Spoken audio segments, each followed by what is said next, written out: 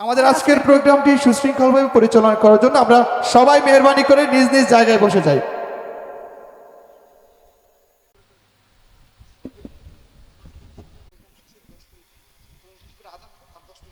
আমরা মনে করি যে নামাজ না পড়লে কি হয়েছে, আমার ইমান আছে, এবং এটা রীতিমতো একটা ডায়ালগে পরিণত হয়েছে। নামাজ পড়তে বললে পাল্টা বলা হয় নামাজ না পড়লে কি হয়েছে, আমার ইমান আছে। আচ্ছা, করোনা নিয়ে আপনাদের হুজুরদের এত মাতামাতি কেন? কোভিড-19 তো ডাক্তারদের সাবজেক্ট। যে কোনো মুহূর্তে আমার মৃত্যু হতে পারে, খুব নির্মমভাবে আমাকে চলে যেতে হতে পারে। এই সংবাদ শোনার পর একজন অবিশ্বাসী মানুষের অবস্থা কি হওয়ার কথা?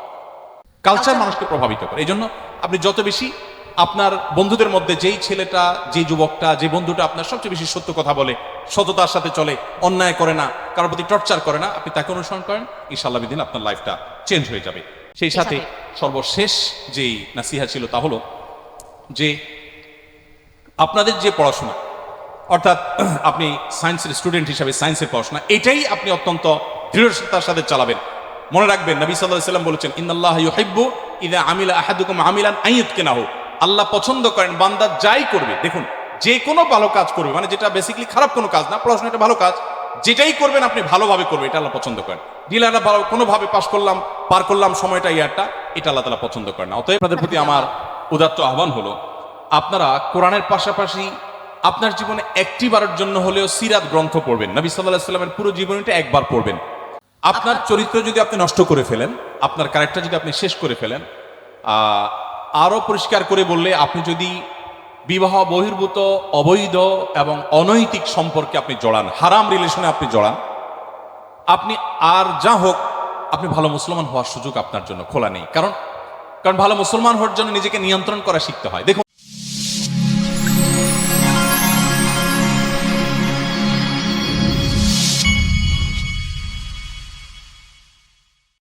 আসসালামু আলাইকুম ওয়া রাহমাতুল্লাহি ওয়া বারাকাতুহু।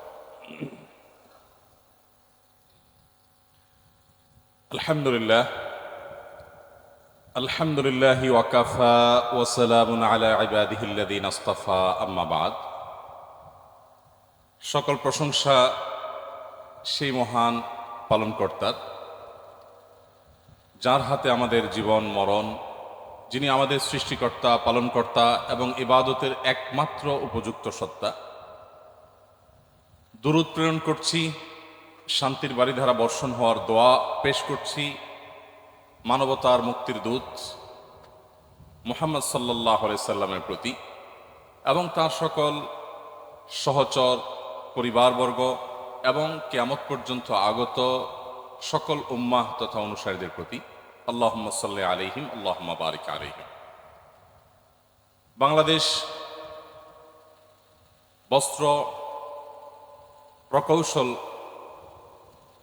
এবং গবেষণা ইনস্টিটিউট কর্তৃক, ইনস্টিটিউটের নিটার ইসলামিক সোসাইটি কর্তৃক আয়োজিত আজকের এই ইসলামিক কনফারেন্সের সম্মানিত সভাপতি, অত্র প্রতিষ্ঠানের সম্মানিত শিক্ষকবৃন্দ, উপস্থিত আমার প্রাণপ্রিয় শিক্ষার্থী ভাই এবং বোনেরা, আমি শুরুতেই আল্লাহ রাব্বুল আলামিনের কাছে কৃতজ্ঞতা জ্ঞাপন করছি, সেই সাথে সংশ্লিষ্ট কর্তৃপক্ষ যারা আমাকে এখানে দাওয়াত দিয়ে এনেছেন এবং কিছু কথা আপনাদের সঙ্গে শেয়ার করবার সুযোগ করে দিয়েছেন, তাদের প্রতি আমি কৃতজ্ঞতা জ্ঞাপন করছি।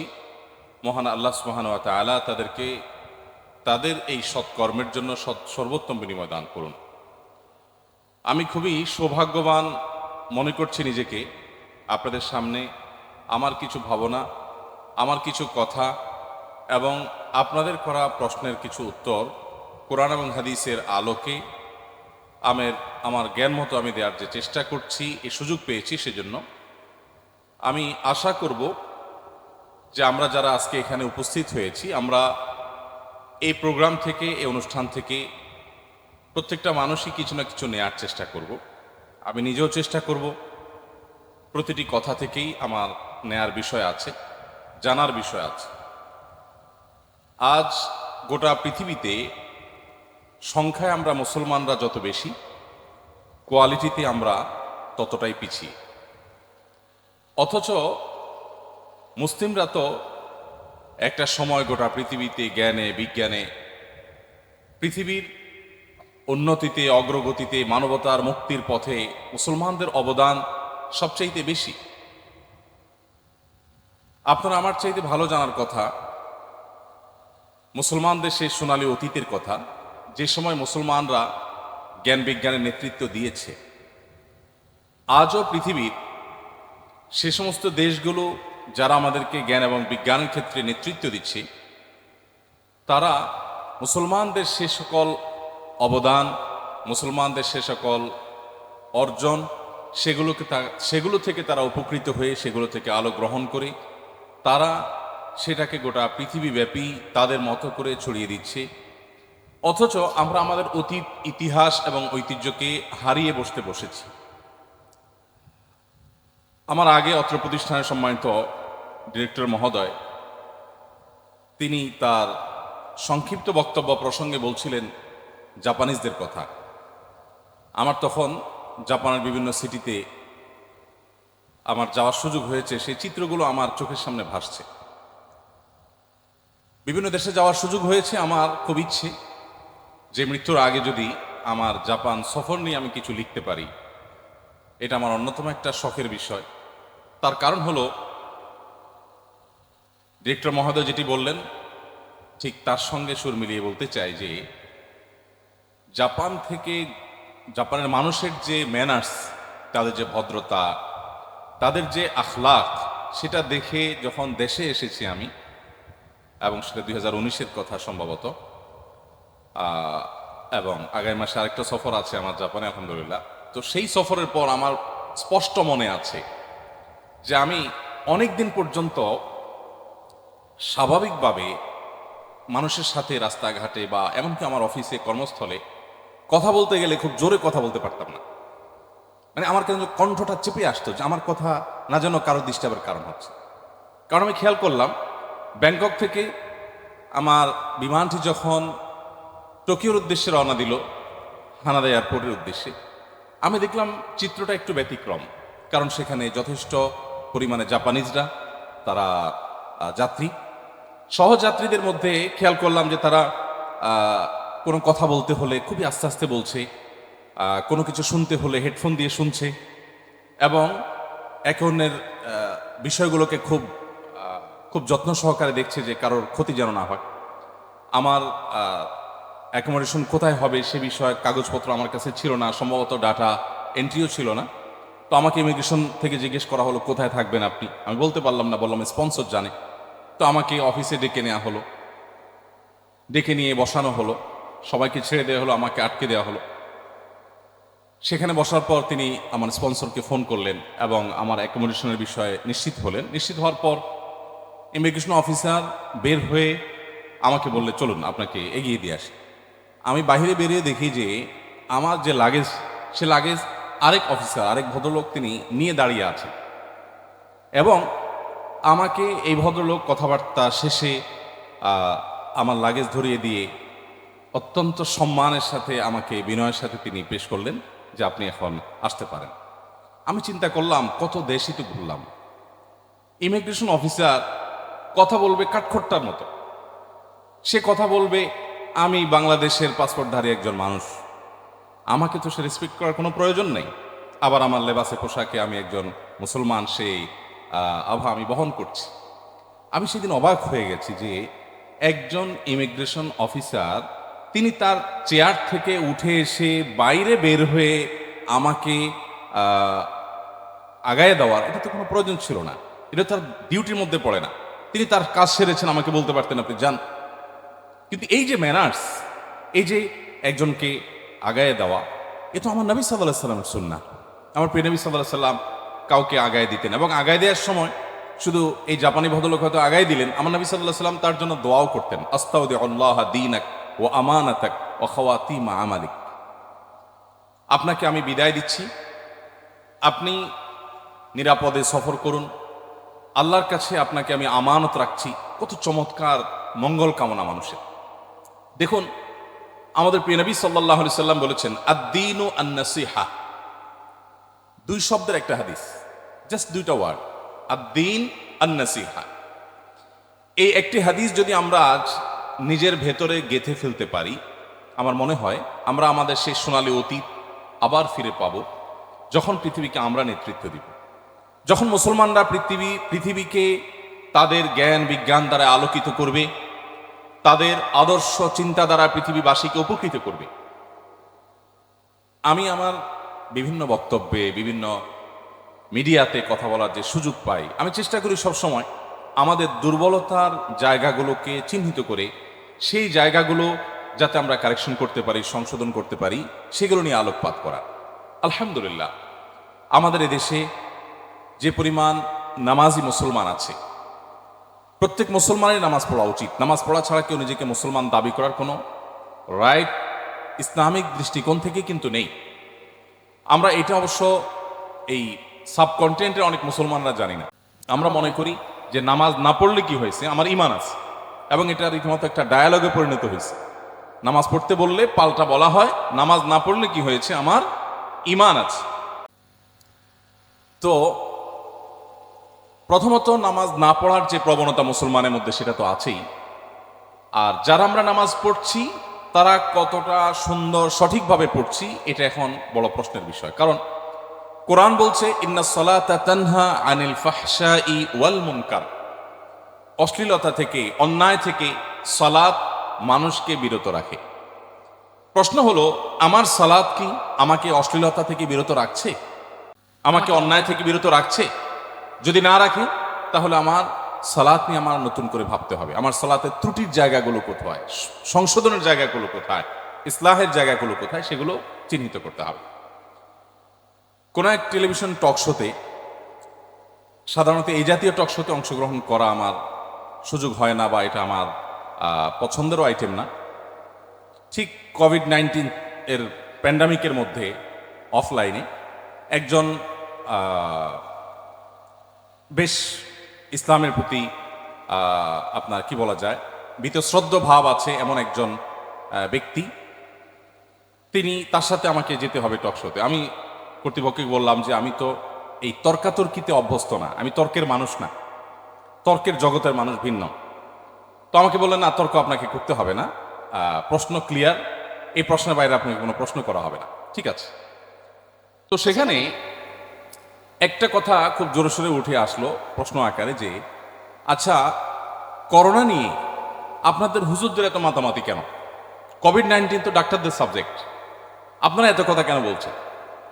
তো আমি বললাম, দেখেন, ইসলামিক ফাউন্ডেশনের ডিজি মহোদয়, তখনকার যিনি ছিলেন আনিস মাহমুদ সাহেব, আমাকে স্নেহ করতেন অনেক। ওনার অফিসে বেশ কয়েকজন আলিমকে দাওয়াত করা হয়েছে, সেখানে ধর্ম মন্ত্রণালয়ের দায়িত্বশীল ব্যক্তিবর্গ ছিলেন, সচিব মহোদয়রা ছিলেন, এবং স্বাস্থ্য মন্ত্রণালয়ের কয়েকজন গুরুত্বপূর্ণ ব্যক্তিত্ব ছিলেন। তো সেখানে প্রশ্ন করা হয়েছে,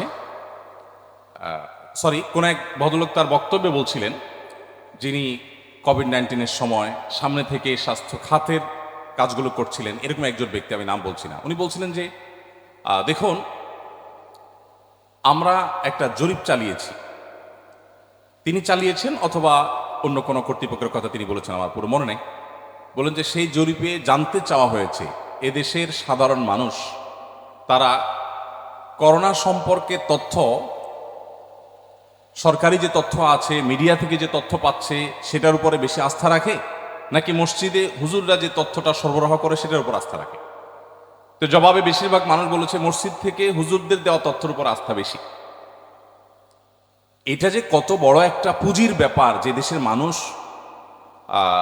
নামাজি মানুষগুলোকে বিশ্বাস করে, আলেমদেরকে বিশ্বাস করে, এটা আমাদের অনেক বড় একটা পুঁজি ছিল। এই পুঁজিকে এর উপরে ভর করে আমরা চাইলে এই দেশের মানুষকে অনেক কিছু দিতে পারতাম, আমরা এদেশের চেহারাটাকে বদলে দিতে পারতাম। আমি তখন ওই টকশোতে থাকা ভদ্রলোককে বললাম, দেখেন, উলামায়ে কেরাম, ইসলামিক স্কলারগণ, তারা মানুষকে কোভিড-19 সময় আল্লাহর উপরে ভরসা রাখতে বলছেন, একই সঙ্গে সতর্ক থাকতে বলছেন। আমরা সেই ইসলামের অনুসারী যে ইসলাম আমাকে সতর্ক থাকতে বলেছে, আবার আল্লাহর উপর ভরসাও রাখতে বলেছে। আমরা দুটা মেরু দেখেছি কোভিড-19 সময়, আপনাদের নিশ্চয় মনে থাকবে।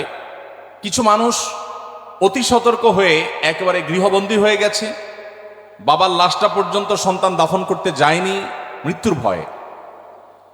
এই অতি সতর্কতা এটা যেরকম ইসলামে গ্রহণযোগ্য না, আবার কিছু মানুষ বেপরোয়া হয়ে সতর্কতার ন্যূনতম যে কাজগুলো সেগুলো তারা করেনি। ইসলাম কিন্তু আমাকে চমৎকারভাবে সমন্বয় করতে বলেছে। প্রিয় নবী সাল্লাল্লাহু আলাইহি সাল্লামের কাছে এক লোক এসে বললেন, হে আল্লাহ রাসূল, তিনি ওঁটে করে এসেছেন। তো ওঁট যে একটা প্রাণী, সে এদিক সেদিক চলে যেতে পারে। মসজিদে নববীতে ঢোকার আগে, প্রিয় নবী সাল্লাল্লাহু আলাইহি সাল্লামের সাথে সাক্ষাতের আগে মসজিদের বাইরে তিনি তার ওঁটটা রেখে মসজিদে ঢুকলেন, বাঁধলেন না। লক্ষ্য করার মতো বিষয়, ওঁটের রশিটা কোনো কিছুর সাথে না বেঁধে ছাড়া অবস্থা রেখে মসজিদে প্রবেশ করলেন। এরপর নবীজিকে জিজ্ঞাসা করলেন, হে আল্লাহ রাসূল, তার জিজ্ঞাসার ভাবখানা এমন ছিল যে আমি তো আপনার কাছে এসেছি, আপনি আল্লাহর রাসূল, আল্লাহ সুবহানাহু ওয়া তাআলা সবকিছুর নিয়ন্ত্রণ কর্তা। সো আমার কি এই ওঁটটা বাঁধা দরকার আছে, নাকি আমি আল্লাহর উপর ভরসা করবো যে আল্লাহ আমার ওঁট দেখবেন? প্রিয় নবী সাল্লাল্লাহু আলাইহি সাল্লাম তখন তাকে বললেন, আকালহা ওয়া তাওয়াক্কাল আলাল্লাহ, তুমি ওঁটের রশিটা কোনো কিছুর সাথে বাঁধো, বাঁধার পরেই তুমি নিশ্চিত নও যে তোমার ওঁট থাকবে। এটা চুরি হতে পারে, রশি ছিঁড়ে চলে যেতে পারে, অন্য কোনো দুর্ঘটনা ঘটতে পারে। তুমি তোমার সাধ্যে যেটুকু করণীয় আছে সেটুকু পরিপূর্ণভাবে করো, ওঁটের রশিটা বাঁধো, দেন ওয়া তাওয়াক্কাল আলাল্লাহ, তুমি আল্লাহর উপর তাওয়াক্কুল করো। এ হলো ইসলাম। এর চেয়ে বাস্তববাদী জীবন ব্যবস্থা আপনি কোথায় পাবেন? আমি তখন ওই ভদ্রলোককে বলছিলাম, দেখেন, আমাদেরকে ইসলাম তাওয়াক্কুলের কথা বলেছে, আল্লাহর উপর আস্থা এবং ভরসার কথা বলেছি। আস্থা এবং ভরসা এটা কত বড় একটা পাওয়ারের জায়গা। অবশ্য একটা পর্যায়ে ভদ্রলোক আমার সাথে ঐক্যমতে আসলেন যে হ্যাঁ, মানুষ যদি নিজের ভেতরে কনফিডেন্ট তৈরি করতে পারে, কোন এক মহাশক্তির কাছে আশ্রয় নিয়ে তার উপরে আস্থা রাখতে পারে যে তিনি পারেন না এমন কিছু নেই, তাহলে এই লোকটি, তার ভিতরে যে ইমিউন তৈরি হবে, তার ইমিউনটা যত স্ট্রং হবে, তার প্রতিরোধ ক্ষমতা যত বৃদ্ধি পাবে, একজন সাধারণ মানুষের ভিতরে সেটা হবে না। আমাকে এক ভদ্রলোক চিকিৎসক দেশের বাইরে আছেন এবং আমার বয়সের সমপরিমাণ সময় তিনি চিকিৎসা সেবায় নিয়োজিত আছেন, এরকম সিনিয়র মানুষ। তিনি আমাকে একবার বলছিলেন যে দেখুন, আমরা যে সমস্ত রোগীদের ট্রিটমেন্ট করি, এই রোগীদের মধ্যে ধরুন কোনো রোগীর ডায়াগনোসিস হলো যে তার ক্যান্সার ধরা পড়েছে এবং সেটা অ্যাডভান্স স্টেজে পৌঁছে গেছে। এই সংবাদটা যদি আমরা কোনো এমন রোগীকে দেই যিনি কোনো ধর্মে বিশ্বাসী নয়, তিনি আল্লাহকে বিশ্বাস করেন না, পরকাল বলতে কোনো কিছুর প্রতি তার কোনো ফেথ বা বিশ্বাস নাই, এরকম ব্যক্তিকে যদি আমরা এরকম কোনো নিউজ দেই, সাধারণত কি হয়? আপনাদের কাছে প্রশ্ন, যার আল্লাহর প্রতি কোনো বিশ্বাস নাই, আখিরাত বলতে কোনো কিছুর প্রতি কোনো আস্থা বিশ্বাস নাই, এই লোকটা যদি জানতে পারে যে আমি ক্যান্সারে আক্রান্ত এবং অ্যাডভান্স স্টেজে পৌঁছে গেছে আমার ক্যান্সার, যে কোনো মুহূর্তে আমার মৃত্যু হতে পারে, খুব নির্মমভাবে আমাকে চলে যেতে হতে পারে, এই সংবাদ শোনার পর একজন অবিশ্বাসী মানুষের অবস্থা কি হওয়ার কথা? কেউ কি বলতে পারি? মানে একটু আইডিয়া করতে পারি কিনা যে কি হতে পারে? মনোবল ভেঙে যাবে। চমৎকার। তিনি ভেঙে পড়বেন, তিনি বলবেন স্যাড, ব্যাড, মানে শেষ, মানে আমার তো আর যাওয়ার কোনো জায়গা নেই, হায় হায়, মানে দুনিয়াটা মস্ত বড়, খাওয়া দাওয়ার ফুর্তি করো, সেই সুযোগটাও তো আর থাকছে না। নিশ্চয়ই ভদ্রলোক অনেক আপসেট হয়ে যাবেন। আমাকে সে ডক্টর বলছিলেন যে দেখুন, শত শত হাজারো রোগী আমি ফেস করি এবং আমি আপনাকে দায়িত্ব নিয়ে বলতে পারি, যখন কোনো অবিশ্বাসী মানুষ তাকে আমরা অ্যাজ এ ডক্টর এই সংবাদটা শোনাই, তখন তিনি ভেঙে পড়েন এবং এইরকম ভাঙেন যে যতটা না তিনি রোগে মারা যান, তার চাইতে বেশি মনোবল ভেঙে তার ইমিউন দুর্বল হয়ে তিনি শেষ হয়ে যান। এবং অনেকে আছে, আপনারা জানেন পৃথিবীর অনেক দেশে এ ধরনের রোগী যারা মৃত্যুর পথযাত্রী, তাদের আইনি একটা রাইট দেওয়া আছে, সেটা হলো তারা চাইলে ইনজেকশন নিয়ে ডাক্তারকে লিখিত দিয়ে তারা কিন্তু আগে মরতে পারে। সে রাইট পৃথিবীর বহু দেশে দেওয়া আছে।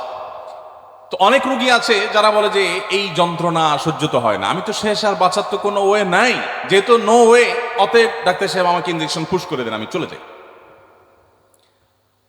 ওই ডক্টর আমাকে বলছিলেন যে একই নিউজ যখন একজন বিশ্বাসী মানুষকে দেই, একজন মুসলমানকে দেই, তখন সে কি করে? আপনাদের কাছে আমার প্রশ্ন, একজন মুসলমান যদি জানতে পারেন যে আমার ক্যান্সার অ্যাডভান্স স্টেজে পৌঁছে গেছে, এই ভদ্রলোক কি করে? একজন রীতিমতো বেনামাজিও যদি হয়, নন প্র্যাকটিসিং মুসলমানও যদি হয়, এই লোকটাও এই নিউজটা শোনার পর যত রকম সে আপনার লম্পজম্প করুক না কেন আগে, বাট নামকা অস্তেও যদি সে মুসলমান হয় এবং সে জানতে পারে যে সে মৃত্যুর পথযাত্রী, সাথে সাথে তার অ্যাটিচিউডের মধ্যে এক ব্যাপক পরিবর্তন আসে। আপনি দেখবেন তিনি সাথে সাথেই আল্লাহর দিকে তার মনোনিবেশ হয়ে যায়। অর্থাৎ তিনি জানেন যে আমার ডক্টর কোনো কিছু করার ক্ষমতা না রাখলেও আমি এমন এক সত্তার প্রতি বিশ্বাস রাখি, আস্থা রাখি, যিনি আমাকে রক্ষা করতে পারেন। এই যে একটা আস্থা তার মধ্যে তৈরি হয়, এই যে একটা নির্ভরতার জায়গা সে পায়, সমুদ্রে ডুবমান নিমজ্জমান মানুষ যেরকম ছোট্ট একটা কলা গাছ পেলে বা ভাঙা ছোড়া কিছু পেলে সেটা ধরেও বাঁচার যে চেষ্টা করে, এই চেষ্টাটুকু কিন্তু তাকে কিছু সময় হলেও টিকে থাকতে সহযোগিতা করে। তুলনামূলকভাবে কোনো কিছু হাতের কাছে না থাকলে এই লোকটা যেরকম তার কোনো সহায় নেই, কোনো সম্বল নেই, এই অবস্থায় তার ডুবাটা যত ত্বরান্বিত হয়, আপনার হাতের কাছে যদি একটা ছেঁড়া জুতো থাকে আর সেটাও যদি আপনি ধরে ভেসে থাকার চেষ্টা করেন, আপনি কিছুটা হলেও আপনার ডুবাটাকে বিলম্বিত করতে পারেন। সম্মানিত উপস্থিতি, আমার এত কথা বলার উদ্দেশ্য হলো যে আমাদের একটা বড় সম্পদ হলো ঈমান। এই ঈমান বা আল্লাহর প্রতি বিশ্বাস, এটা এমন একটা পাওয়ার যেটা আমাদেরকে দুনিয়াতে সুখী করতে সহায়ক ভূমিকা রাখে। আমি ওই টিভি টকশো কথা বলছিলাম সেই ভদ্রলোককে, তখন আমি বললাম যে কোভিড-19 সময় একজন মুসলমান যখন সতর্কতার সকল স্টেপগুলো অবলম্বন করার পর আল্লাহর উপরে ভরসা করে, তখন তার সাথে একজন অবিশ্বাসী মানুষের একটা পার্থক্য এবং একটা ব্যবধানের রেখা কিন্তু তৈরি হয়ে যায়। সেটা কি? যে একজন অবিশ্বাসী মানুষ তিনি সতর্কতা অবলম্বন করলেন, এরপরও তার ভিতরে ভয় আতঙ্কটা চূড়ান্তভাবে কাজ করে। আরেকজন বিশ্বাসী মানুষ সতর্কতা অবলম্বন করার পাশাপাশি আল্লাহর দিকে শরণাপন্ন হয়ে আল্লাহর কাছে সাহায্য চেয়ে তিনি জানেন যে আল্লাহ সুবহানাহু ওয়া তাআলা অসাধ্যকে সাধন করতে পারেন। আমি কোভিড-19 সময় এমন ফ্যামিলির কথা জানি, রাজধানী ঢাকার খুব অভিজাত এলাকায় বসবাস করেন, একেবারে মুখোমুখি বাসা বলতে পারেন। তো সামনের বাসার দম্পতি ডক্টর, তারা কোভিড-19 একবারে শুরুতে দরজা লক করে ফেলেছে, একদম ডোর ক্লোজ, জানা টানা সব ক্লোজ। ওই যে শুরুর দিকে আপনারা নিশ্চয় খেয়াল করেছেন যে দোকানের যা মুদি দোকানে মালামাল ছিল এগুলো কয়েকদিনের মধ্যে মানুষ লুটপাট করে শেষ করে ফেলেছে। যাদের টাকা পয়সা আছে তারা কিনে সব সঞ্চয় করে ফেলেছে, যেহেতু আমার পরিবারকে বাঁচতে হবে, আর কেউ বাঁচুক না বাঁচুক দেখা দেখি দরকার নাই। এটাই তো আমাদের ওই যে জাপানিদের সাথে আমরা তুলনা করছিলাম, এটাই তো আমাদের বাঙালিদের বা বাংলাদেশের মানুষের বিষয়ক মানুষের টেন্ডেন্সি। তো তখন ওই ভদ্রলোকরা সব কেনাকাটা করে দরজা জানলা সব লক করে দিলেন এবং দীর্ঘ সময় তারা ওই অবস্থা থাকলেন, বেরই হলেন না। ভেতর থেকে যতটুকু পারছেন বাইরের সার্ভিসগুলো না নিলে নয় সেগুলো নিয়ে তারা চলেছেন। তারা উভয়ে কোভিড-19 আক্রান্ত হয়েছেন এবং ভয়াবহ পর্যায়ে তারা পৌঁছে গেছে। এবং আপনারা শত শত ঘটনা বলতে পারবেন যে বাবা সন্তানকে, সন্তান বাবাকে, বা ভাই ভাইকে, বা অনেক ডক্টর তার রুগীকে, পেশেন্টকে সেবা দিতে গিয়ে কোভিড-19 সময় বহু রিস্কের মধ্যে নিজেকে ফেলেছেন এবং রুগীর সাথে সারাক্ষণ থেকেছেন, কিন্তু তাদের কোভিড-19 এই রোগটা স্পর্শও করতে পারেনি। এরকম বহু লোক আছে না? এই জায়গাগুলো হলো একজন ইমানদারের প্রেরণার জায়গা, তার ইমানটাকে নিয়ে। সম্মানিত সুধী, আমরা ইমান যে এনেছি, এই ইমানটা কেউ আল্লাহ সুবহানাহু ওয়া তাআলার কাছে দরখাস্ত করে অ্যাপ্লিকেশন করে পাই নাই, তাই না? আমরা সবাই মুসলমান বাই চান্স, আমরা কেউ মুসলমান বাই চয়েস না। সাহাবীরা যারা ছিলেন প্রিয় নবী সাল্লাল্লাহু আলাইহি সাল্লামের সহচর, তারা কিন্তু সবাই মুসলমান বাই চয়েস ছিলেন, তারা কিন্তু মুসলমান বাই চান্স ছিলেন না আমাদের মতো। মুসলমান বাই চান্স আর মুসলমান বাই চয়েসের মধ্যে পার্থক্যটা বুঝবার জন্য ছোট্ট একটা উপমা দিতে চাই আমি। সেটা হলো, আমাদের সমাজে সব ক্ষেত্রে আপনি দেখবেন বা সব সমাজেই হয়তো আছে যে যারা ধন সম্পদ তাদের আছে যথেষ্ট, সহায় সম্পদ যথেষ্ট আছে, হয়তো বয়স্ক বেশি না, এদের মধ্যে দুই শ্রেণীর মানুষ আছে। কিছু মানুষ আছে যে বাপদাদার সম্পদ থেকে ধনী হয়েছেন, উনি বাপদাদার সম্পদ দিয়ে তিনি ধনী, তার নিজের কোনো উপার্জন নাই। আর কিছু লোক আছেন যে তার হাড় ভাঙা পরিশ্রম দিয়ে ঘাম ঝরিয়ে তারপর তিনি উপার্জন করেছেন। এই দুই ব্যক্তির মধ্যে যিনি বাপের সম্পদ পেয়ে ধনী হন, তার কাছে সাধারণত ধনের মায়া, ধন সংরক্ষণের মায়া এতটা থাকে না এবং খুব অল্প সময়ের মধ্যে এগুলো হাতছাড়া করে বসে। আর এর বিপরীতে যে কষ্ট করে অর্জন করে সে কিন্তু তার সম্পদটা সংরক্ষণের জন্য সর্বশক্তি নিয়োগ করে। ওই যে একটা প্রবাদ, একটা প্রবচন প্রচলিত আছে না, যে নিজের কেনা জুতো বাবার কেনায় শাল দিয়ে পরিষ্কার করে সন্তান। কারণ নিজের জুতোটা শালের চাইতে অনেক কম দাম হলেও নিজের পরিশ্রমে কেনা, এটার মূল্য মানুষ বুঝে। ঠিক একই কথা প্রযোজ্য মুসলমান বাই চান্স এবং মুসলমান বাই চয়েসের মধ্যে। সাহাবীরা অনেক কষ্ট করে ইসলাম গ্রহণ করেছেন। অনেক ভাই, অনেক বোন অন্য ধর্ম থেকে ইসলামে আসেন। গতকালকে এরকম এক মেয়ে, তিনি আমার অফিসে আসলেন, এফিডেভিট কমপ্লিট করলেন, বললেন যে আপনার হাতে কালিমা পড়তে চাই। আমি যে কোনো এরকম মানুষ আসলে জিজ্ঞেস করি আপনি ইসলামে কেন আসছেন, কি দেখে আসছেন? কারণ আমার কাছে অবাক লাগে, বাংলাদেশের মানুষ আমাদের যে ইসলাম প্র্যাকটিস, এটা দেখে অ্যাটলিস্ট কোনো মুসলমান তো ইসলামে আকৃষ্ট হওয়ার কথা না। কারণ আমার আচরণ, আমার লেনদেন, আমার কাজ কারবার, আমি হয়তো বিভিন্ন সময় আপনারা দেখবেন বিভিন্ন মোবাইল কোর্টের অভিযানে বিভিন্ন জায়গায় যে পাকা দাড়িওয়ালা ভদ্রলোক, মাথায় টুপি আছে, গায়ে পাঞ্জাবিও আছে, উনি এমন ব্যবসা করছেন, ব্যবসায় এমন জালিয়াতি করছেন যে সেটা নিয়ে রীতিমতো মিডিয়া ট্রায়াল হচ্ছে। অথচ ভদ্রলোকের লেবাস পোশাক দেখে আপনি নিশ্চিত বলতে পারেন যে এই লোকটা ৫ ওয়াক্ত নামাজ পড়ে। কিন্তু সে জানে না ৫ ওয়াক্ত নামাজ পড়াই ইসলাম নয়। ৫ ওয়াক্ত নামাজ পড়া ইসলামের অন্যতম মৌলিক কাজ, কিন্তু এটাই শুধু ইসলাম না, এবং শুধু এটা দিয়ে সে ইসলামকে পূর্ণতা দিতে পারে না। আপনি দেখবেন আমাদের প্রিয় নবী সাল্লাল্লাহু আলাইহি ওয়াসাল্লাম মদিনায় আসার পর তোমরা রোজা রাখো, তোমরা নামাজ পড়ো, এই কথাগুলো যত বলেছেন তার চাইতে অনেক গুণ বেশি বলেছেন আমাদের ম্যানার্সটা ঠিক করবার জন্য।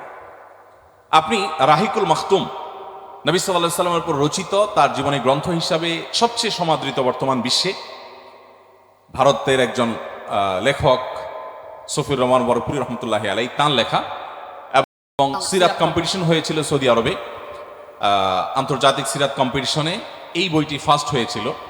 এই বইটি একটা চ্যাপ্টার মদিনায় যাওয়ার পর প্রিয় নবী সাল্লাল্লাহু আলাইহি ওয়াসাল্লাম কি করেছেন। আমার আলোচনা অনেক দীর্ঘ হয়ে যাবে সেদিকে গেলে, আমি শুধু মূল পয়েন্টটা আনতে চাচ্ছি যে মদিনায় যাওয়ার পর প্রিয় নবী সাল্লাল্লাহু আলাইহি ওয়াসাল্লাম কি করলেন। দেখুন, আপনারা জানেন সেখানে ইহুদিদের বসবাস ছিল। তিনি ইহুদিদের সাথে আলোচনা করে শান্তিপূর্ণ একটা আবাস ভূমি গড়ে তোলবার জন্য যা যা দরকার সে পদক্ষেপগুলো নিয়েছে। মুসলমান যারা তার সাথে হিজরত করে এসেছেন তারা যাতে পরনির্ভরশীল হয়ে না থাকতে হয়। আজকাল যারা রিফিউজি হয়, এক দেশ থেকে আরেক দেশে যায়, তাদেরকে তাঁবুর মধ্যে নির্দিষ্ট জায়গার মধ্যে রেখে, সারা পৃথিবীতে এই কালচার আছে, তাদেরকে পানাহার, তাদের প্রয়োজনীয় মেডিসিন ইত্যাদি সরবরাহ করা হয়। প্রিয় নবী সাল্লাল্লাহু আলাইহি সাল্লাম মক্কা থেকে যারা নিজের মাতৃভূমি থেকে বাস্তুচ্যুত হয়েছে, যারা বাধ্য হয়েছেন মদিনায় এসে হিজরত করতে, প্রিয় নবী সাল্লাল্লাহু আলাইহি সাল্লাম তাদের জন্য কোনো তাঁবুর ব্যবস্থা করেননি, তাদের জন্য কোনো আশ্রয় বা শরণার্থী শিবিরের ব্যবস্থা করেননি। তিনি কি করেছেন? তিনি তাদেরকে উদ্বুদ্ধ করেছেন তোমরা কাজে লেগে যাও। মদিনায় থাকা সাহাবীদেরকে উদ্বুদ্ধ করেছেন তোমরা তাদেরকে সহায়তা করো। কি দিয়ে সহায়তা করো? তাদেরকে 2-4 টাকা দান করে, কিছু পয়সা করে দিয়ে, কিছু খাবার দিয়ে সহায়তা শুধু না, বরং প্রাইমারি সহায়তার পাশাপাশি তাদের স্টাবলিশমেন্টের জন্য তোমরা সহায়তা করো। এই সহায়তার অংশ হিসেবে আপনারা জানেন মদিনায় থাকা সাহাবীরা অনেকে তার ব্যবসা প্রতিষ্ঠানের একটা অংশ ওই শরণার্থী, অথবা আমি শরণার্থী বলবো না, মুহাজির হিজরত করা সাহাবীকে দিয়ে দিয়েছেন। তিনি এটা দিয়ে ব্যবসা করে তার মূলধন তুলে আরো কিছু সম্পদ যখন জোগাড় হয়ে গেছে তখন তিনি মূল মালিককে তার আগের দেওয়া সম্পদ ফিরিয়ে দিলেন, এবং এইভাবে মদিনা অত্যন্ত শক্তিশালী অর্থনীতির দেশে পরিণত হল। শুধু তাই নয়, সেখানে যত ধর্ম বর্ণের মানুষ আছে তাদের অধিকারগুলো নিশ্চিত করবার জন্য তিনি পদক্ষেপ গ্রহণ করলেন। দেখুন, আজ আমার আচরণ, আপনার আচরণ, আমাদের কাজকর্ম দেখে নবী সাল্লাল্লাহু আলাইহি সাল্লাম যে সমাজ ব্যবস্থা গড়েছেন, তিনি যে আখলাক এবং আচরণ, ভালো আখলাক বিশিষ্ট মুসলমান গড়েছেন, তার কোনো ছিটেফোঁটা আপনি আমার মধ্যে, আপনার মধ্যে, আমাদের সমাজের মানুষের মধ্যে আপনি দেখতে পাবেন না। সময় তো শুধু। আর এই কারণে আজকে আপনাদের প্রতি আমার উদাত্ত আহ্বান থাকবে, আপনারা এই সমাজকে নানান সেক্টর থেকে নেতৃত্ব দিবেন। আমার বিশ্বাস আপনাদের মধ্যে লুকিয়ে আছে সমাজ সংস্কারক, আপনাদের মধ্যে লুকিয়ে আছে এদেশের ভবিষ্যৎ অনেক কাণ্ডারি। আপনারা যদি সতর্ক হন, আপনারা যদি ইসলামটাকে সঠিকভাবে বুঝে নিতে পারেন, আমার বিশ্বাস মুসলমানরা তাদের হারানো গৌরব, হারানো ঐতিহ্য আবারও ফিরে পেতে পারে। আমরা বলছিলাম যে আমরা ইমানের যে সম্পদ আল্লাহ তাআলা আমাদেরকে দিয়েছেন, এটিকে আমাদের সংরক্ষণ করার চেষ্টা করতে হবে। আপনারা সবাই জানেন আমরা পৃথিবীর মানুষ আস্তে আস্তে পৃথিবীর পরিণতির দিকে এগিয়ে যাচ্ছি। পৃথিবীর একটা পরিণতি আছে, আমরা জানি তো সবাই না? পৃথিবীর যে পরিণতি আছে সেই পরিণতির কথা কোরআনে আল্লাহ রাব্বুল আলামিন বারবার বলেছেন। এবং আপনি একটা জিনিস খেয়াল করবেন, কোরআনে যে 30 পারা আছে, এই 30টা ভাগ পাঠ, এর মধ্যে একেবারে শেষ পাঠ যেটা 30 নম্বর পারা, এই পাঠ এবং এর আগের যে আপনার ভার্সগুলো, সূরাগুলো আপনি লক্ষ্য রাখবেন যে এইগুলোতে কিয়ামত সম্পর্কে অনেক বেশি আলোকপাত হয়েছে, যেগুলো কোরআনের শুরুতে নেই। কোরআনের শুরুতে আপনি দেখবেন মানব জাতির সৃষ্টির ইতিহাস, সূচনা কিভাবে হয়েছে। আপনি দেখবেন সেখানে নারীদের অধিকার নিয়ে সূরাতুন নিসাতে বিশদ আলোচনা। সেখানে দেখবেন আপনি যে মানুষের পারস্পরিক এবং সামাজিক যে অধিকারগুলো আছে সেগুলোর আলোচনা। এবং প্রসঙ্গত এটাও বলে রাখি, গোটা কোরআন জুড়ে ইবাদত নিয়ে যত আলোচনা হয়েছে এর চাইতে অনেক বেশি খুলে খুলে আল্লাহ তাআলা মানুষের অধিকার নিয়ে আলোচনা করেছে। আমাদের মুসলমানদের তো প্রাউড করা উচিত। আমি তো সেই ধর্মের অনুসারী যে ধর্মে অপূর্ণতা বলতে কিছু নেই। আমাকে মানবাধিকার শিখার জন্য জাতিসংঘের দ্বারস্থ না হলেও চলবে। কোরআন আমাকে যে মানবাধিকার শিখিয়েছে, আমি যদি সেটাকে ধারণ করতে পারি, আমি পৃথিবীর সেরা মানুষ হয়ে যাব।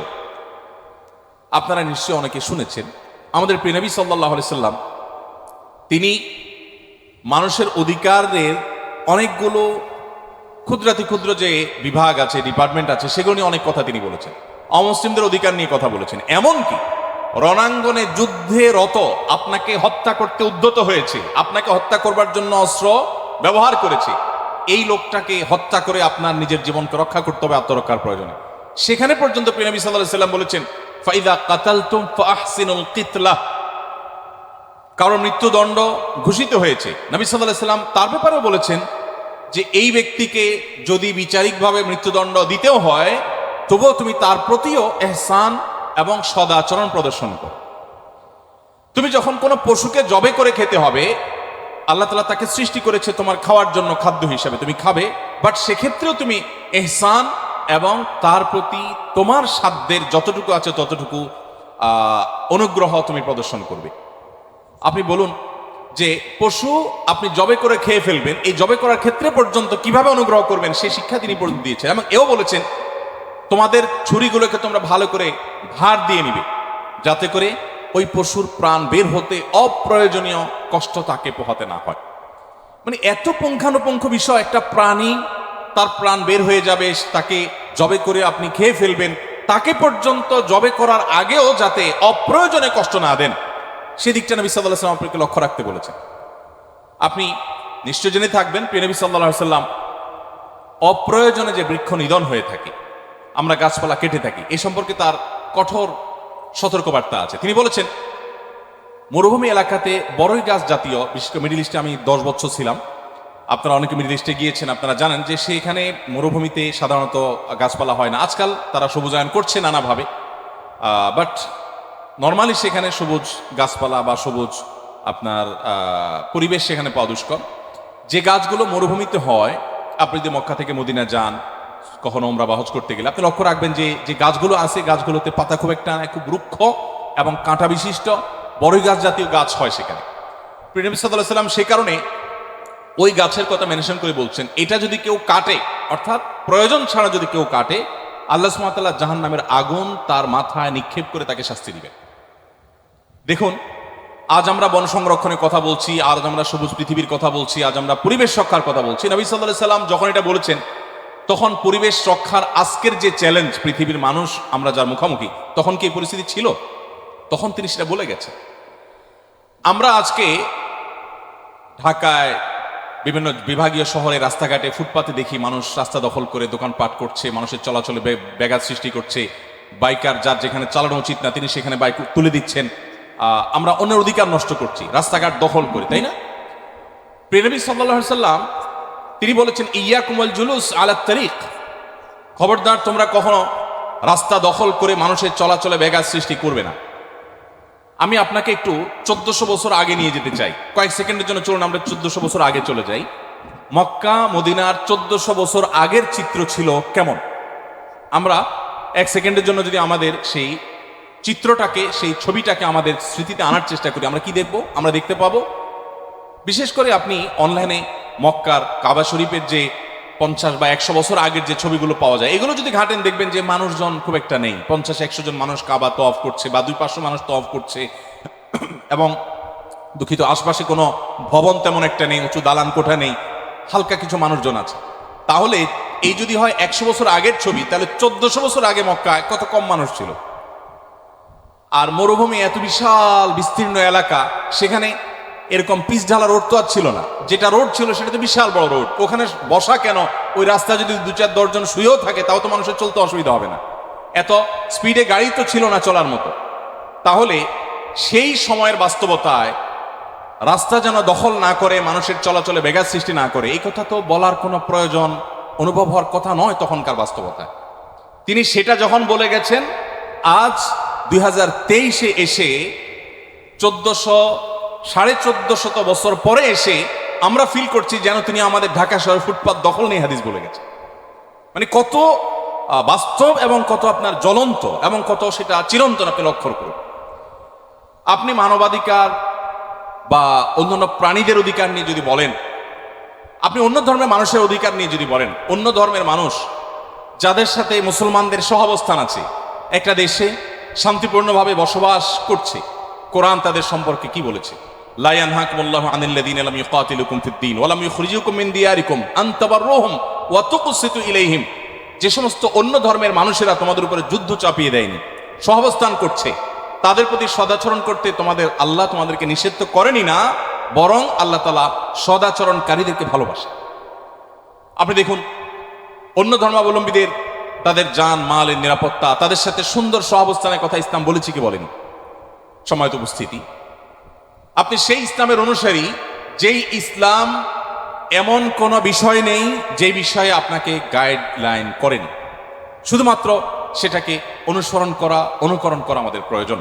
যেটা আমার আগের আলোচক সময়ত ডিরেক্টর মহোদয় তিনিও বলেছেন যে আমরা যদি অনেক কথা শুনি, অনেক কথা বলি এবং তার কিছু যদি আমরা আমলে না আনি, আমাদের প্র্যাকটিসে না আনি, তাহলে কোনো লাভ হবে না। এজন্য আমি শুরুতেই বলেছিলাম যে আমরা আজকের এই প্রোগ্রাম থেকে, আজকের এই অনুষ্ঠান থেকে আমরা কিছু জিনিস নিয়ে যাব, এবং আমি কিন্তু জিজ্ঞেস করব, বরং আমি এখনো জিজ্ঞেস করতে চাই, এরপর ইনশাল্লাহ বাকি আলোচনা আমি করব। আমার একটা অভ্যাস আছে, আপনারা জানেন যে আমি বিভিন্ন মাহফিলে একটা নতুন কালচার চালু, বা আগে থেকে হয়তো কেউ করে থাকতে পারেন, আমার আগে দেখা নেই, আমি চালু করেছি। আমি প্রচুর বই পুস্তক গিফট করি, এবং আমার অফিসে এত পরিমাণ বই কেনা হয় আমার যে কয়দিন পর পরই খালি হয়ে যায়। গতকালকেও দেখলাম তাক অনেক খালি হয়ে গেছে, আবার কিছু বই দিয়ে পূরণ করলাম। নিজে খুব বেশি পড়তে পারি না, কিন্তু মানুষকে গিফট করতে পছন্দ করি, তো কিছু বই আমি নিয়ে এসেছি। সব জায়গায় আমি যেতে কিছু বই সাথে রাখি। আমরা যেটুকু আলোচনা করলাম, যদিও আমি এখনো ক্যালকুলেশনে আসি না, কিন্তু শেষের দিকে আছে, আমি আর খুব বেশি দেখাইতে পারবো না। এটুকু আলোচনার উপর ভিত্তি করে আমাদের অডিয়েন্সের মধ্যে, আমি স্টুডেন্টদেরকে লক্ষ্য করে বলছি, টিচারদেরকে নয়, নিশ্চয়ই ওনারা আমাদের গাইড করবেন। আমাদের শিক্ষার্থীবৃন্দ যারা আছেন তাদের মধ্য থেকে কেউ কি কোনো সিদ্ধান্ত গ্রহণ করেছেন? এতটুকু আলোচনা শোনার পর আপনার নতুন কোনো সিদ্ধান্ত থাকলে আমরা একটু জানতে চাই, যে আপনি পরবর্তীতে এই প্রোগ্রাম থেকে গিয়ে আপনার নিজের মধ্যে এই জিনিসটা আপনি ধারণ করতে চান নতুন করে সিরিয়াসলি, অথবা এই জিনিসটা আপনি ছাড়তে চান। এরকম কোনো ইস্যু, এরকম কোনো বিষয় যদি কারোর থাকে একটু হাত তুলতে পারেন। জি, ওদিকে এক ভাই হাত তুলেছে। আমি এখন প্রশ্ন করার পর না, কিন্তু আমার প্রশ্ন করার আগ পর্যন্ত যদি কেউ মনে মনে এরকম কোনো ডিসাইড করে থাকেন, আমি সেটা একটু দেখতে চাচ্ছি। সেই লোকটাকে আমি দেখতে চাই, যে লোকটা আলোচনার মধ্যখান থেকে নিজেকে সংশোধন করবার বা এখান থেকে গ্রহণ করবার কিছু থাকলে গ্রহণ করার সিদ্ধান্ত নিয়েছেন। আমি তাকে স্যালুট জানাতে চাই। জি বলেন। আসসালামু আলাইকুম। আমি সিদ্ধান্ত নিয়েছি অন্যের ওয়ালাইকুম হক নষ্ট করব না, যতটুকু পারি আর কি এই বিষয়ে মেনে চলবো। এটা কি আপনি একটু ব্যাখ্যা করে বলতে পারেন আমাদেরকে, কি ধরনের? যেমন মানে আমি যখন বলবো যে আমি অন্যের হক নষ্ট করব না, তাহলে তো নিশ্চয়ই আমার স্মৃতিতে একটা চিত্র থাকবে যে আমি কি ধরনের সম্ভাব্য হক নষ্ট করতে পারি, বা যেটা থেকে আমি বেঁচে থাকার চেষ্টা করব। কটু কথা থেকে, যেমন লাউডলি কথা বলবো না। আচ্ছা, মাশাআল্লাহ, বুঝতে পেরেছি, ধন্যবাদ। ওনাকে কোন একজন ভলান্টিয়ার ভাই, আর আমরা সময় নষ্ট করব না, আপনাকে এখানে ডেকে এনে সময় লাগবে। আমার লেখা ছোট্ট একটা বই, রাসূলুল্লাহ সাল্লাল্লাহু আলাইহি ওয়াসাল্লামের সকাল সন্ধ্যার দোয়া ও জিকির, এই বইটা ওনাকে একটু পৌঁছে দেন। আলহামদুলিল্লাহ, ধন্যবাদ আপনাকে। নিশ্চয়ই আরো অনেক ভাইরা আছেন, কিন্তু আমি সময় খুব নেব না। আরো কিছু বই আছে, সেগুলো অন্য প্রশ্নোত্তরের মাধ্যমে আমরা দেবো ইনশাআল্লাহ বিদিনিল্লাহ। ভাই যে কথাটি বললেন, নিশ্চয়ই তিনি ওই যে জাপানিজদের যে কালচারের কথা আমরা বলেছি, এটা শুনে তিনি সিদ্ধান্ত নিয়েছেন। খুব ভালো যে আমি জোরে কথা বলবো না। আমি শুরুতে যে কথাটি বলেছিলাম, সত্যি জাপান থেকে ফেরার পর আমি আমার স্ত্রীর সাথেও জোরে কথা বলার সময় কেন জানি আমার একটু বাধ্য যে আমি দেখেছি যে সেখানে তারা কারোর সাথে কথা বলতে হলে এত আস্তে আস্তে বলছে যে আশপাশে কোনো মানুষের কোনো ডিস্টার্ব না হয়। তো প্র্যাকটিস দেখে মানুষ শিখে। এক বাংলাদেশি আমাকে বলছেন টোকিওতে, বলেন হুজুর বিশ্বাস করবেন, আমরা বাংলাদেশের মানুষ একটু আধটু চল চাতুরি চালা, আমরা যেটাকে ভদ্র ভাষা বলে একটু চালাক না হলে কি আর চলা যায়? এই চালাকের বিভিন্ন ব্যাখ্যা আছে, আমি সেদিকে যাচ্ছি না। তো এই চালাক হয়ে চলতে হয়, এই সমাজে চালাক না হলে চলা যায় না, তার অংশ হিসাবে একটু আধটু মিথ্যা, চালাকি, একটু বাটপারি, চিটারি, ঘুরানো পেঁচানো, এগুলো তো আমাদের রন্ধ্রে রন্ধ্রে মিশা। আমাদের ওই ভদ্রলোক বলছিলেন তার ভাষ্যে, তিনি বললেন যে ভাই আমি দীর্ঘদিন টোকিওতে থাকার পর বিশ্বাস করবেন, এখন আপনি যদি আমাকে একটা মিথ্যা শিখিয়ে দেন আর বলেন এটা আপনি বলেন, আমি আপনার শেখানো মিথ্যাটা বলতে আমার কয়েকবার আমি বেঁধে যাব, অর্থাৎ আমার মুখ দিয়ে মিথ্যা আসবে না। আমি একটা চিটার যদি আপনি বলেন প্ল্যান ওয়াইজ করতে, আমার জন্য করতে কষ্ট হবে। আমি তখন অবাক হয়ে গেলাম যে আল্লাহ রাব্বুল আলামিন যেটা কোরআনে বলেছেন, ইয়া আইয়ুহাল্লাযীনা আমানুত্তাকুল্লাহ ওয়া কুনু মা'আস সাদিকিন, হে ঈমানদারগণ তোমরা তাকওয়া অবলম্বন করো এবং সাদিকদের সাথে থাকো। তার মানে আপনি যদি ভালো হতে চান, ভালো পরিবেশ আপনাকে অবশ্যই গ্রহণ করতে হবে। ভালো সোসাইটিতে গেলে আপনার মধ্যে খুব দ্রুততার সাথে সে ভালো বিষয়গুলো চলে আসবে। পরিবেশ মানুষকে এত বেশি প্রভাবিত করে। যাই হোক, সেজন্য আমরা ভালো পরিবেশের মধ্যে থাকবো ইনশাআল্লাহ। ভাই নিশ্চয়ই সেই দুঃখিত, উনি সেই পরিবেশের যে বিবরণ, সেই বিবরণ শুনে তিনি প্রভাবিত হয়েছেন। আল্লাহ তাআলা আমাদের সবাইকে ভালো কথাগুলো সব জায়গা থেকে গ্রহণ করে করে আমাদের জীবনকে পরিবর্তন করার তৌফিক দান করুন।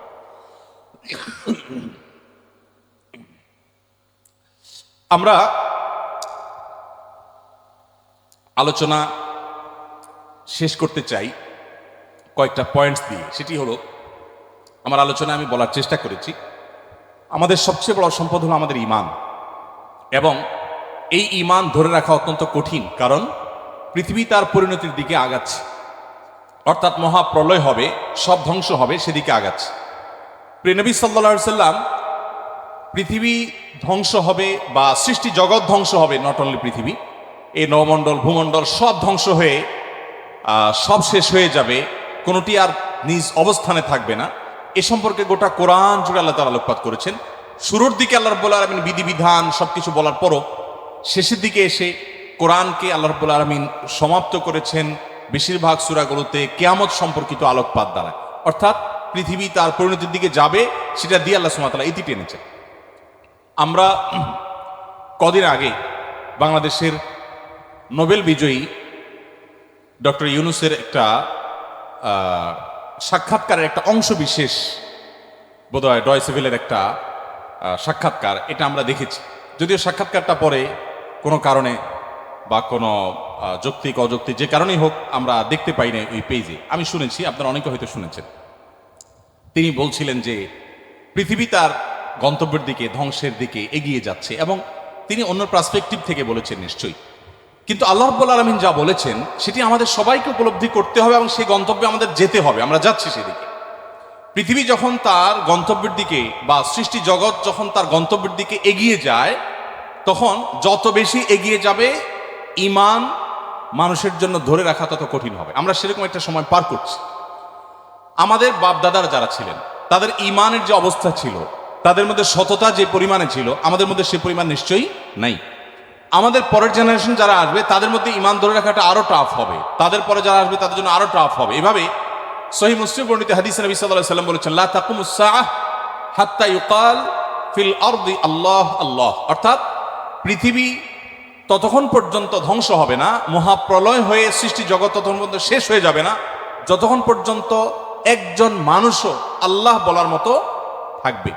তার মানে পৃথিবী থেকে একটা সময় ইমানদার কমতে কমতে, বিশ্বাসী মানুষ কমতে কমতে এমন একটা পর্যায়ে চলে যাবে যেটা জিরোতে চলে যাবে, কোনো বিশ্বাসী মানুষ থাকবে না। তখন এই পৃথিবী বা সৃষ্টি জগতের আর থাকার প্রয়োজন হবে না। আল্লাহ সুবহানাহু ওয়া তাআলা তখন এটাকে ধ্বংস করে পুনরুত্থান তিনি প্রতিষ্ঠা করবেন এবং বিচার দিবস তিনি প্রতিষ্ঠা করবেন। তো তো পৃথিবী যেহেতু তার পরিণতির দিকে আগাচ্ছে, এই সময়টাতে ইমান ধরে রাখা অত্যন্ত টাফ এবং সহজ। মুসলমানের সন্তান হিসাবে, বাই চান্স মুসলিম হিসাবে আমরা আমাদের ইমানের কেয়ার করা, ইমানের পরিচর্যা করার প্রয়োজনটা আমরা অনুভব করি না। আমি আজকের এই অনুষ্ঠানের মাধ্যমে আপনাদেরকে উদাত্ত আহ্বান রাখতে চাই, আসুন আমাদের ইমানের যত্ন করি। আমাদের ইমানটাকে যত্ন করবার জন্য আমাকে কোরআন অধ্যয়ন করতে হবে, আমাকে কোরআন পড়তে হবে, ইমানের পরিবেশে থাকতে হবে এবং ইমান কি সেটা বুঝতে হবে। আপনারা আলহামদুলিল্লাহ, যেটি আমি বলছিলাম, আপনারা সবাই বাংলাদেশের ভবিষ্যৎ, আপনারা সবাই এই পৃথিবীর ভবিষ্যৎ। আপনাদের প্রত্যেকের মধ্যে যে সম্ভাবনা লুকিয়ে আছে, সেই জায়গা থেকে আপনারা যদি চেষ্টা করেন ইসলামটাকে জেনে বুঝে অনুসরণ করার মানার, তাহলে সেক্ষেত্রে আমি দৃঢ়ভাবে বিশ্বাস করি যে আপনি ইসলামটাকে এনজয় করবেন। আমি একটি কথা থেকে অন্যদিকে গিয়েছিলাম যে এক ভদ্র মহিলা আমার কাছে এসেছেন ইসলাম গ্রহণ করবার জন্য। আমি তাকে জিজ্ঞাসা করলাম, এভিডেভিট সব কমপ্লিট করেছেন এবং আইনি সমস্ত পদক্ষেপগুলো শেষ করেছেন, বললাম যে আপনি ইসলাম কেন গ্রহণ করবেন? যারাই আমার কাছে এই টাইপের আসে আমি জিজ্ঞেস করি, কারণ আমার তো জানা আছে যে বাংলাদেশের আমাদের মানুষের প্র্যাকটিস দেখে তো তার ইসলাম গ্রহণ করার কথা না, আরো ইসলাম থেকে পালানোর কথা। কেন গ্রহণ করেছেন?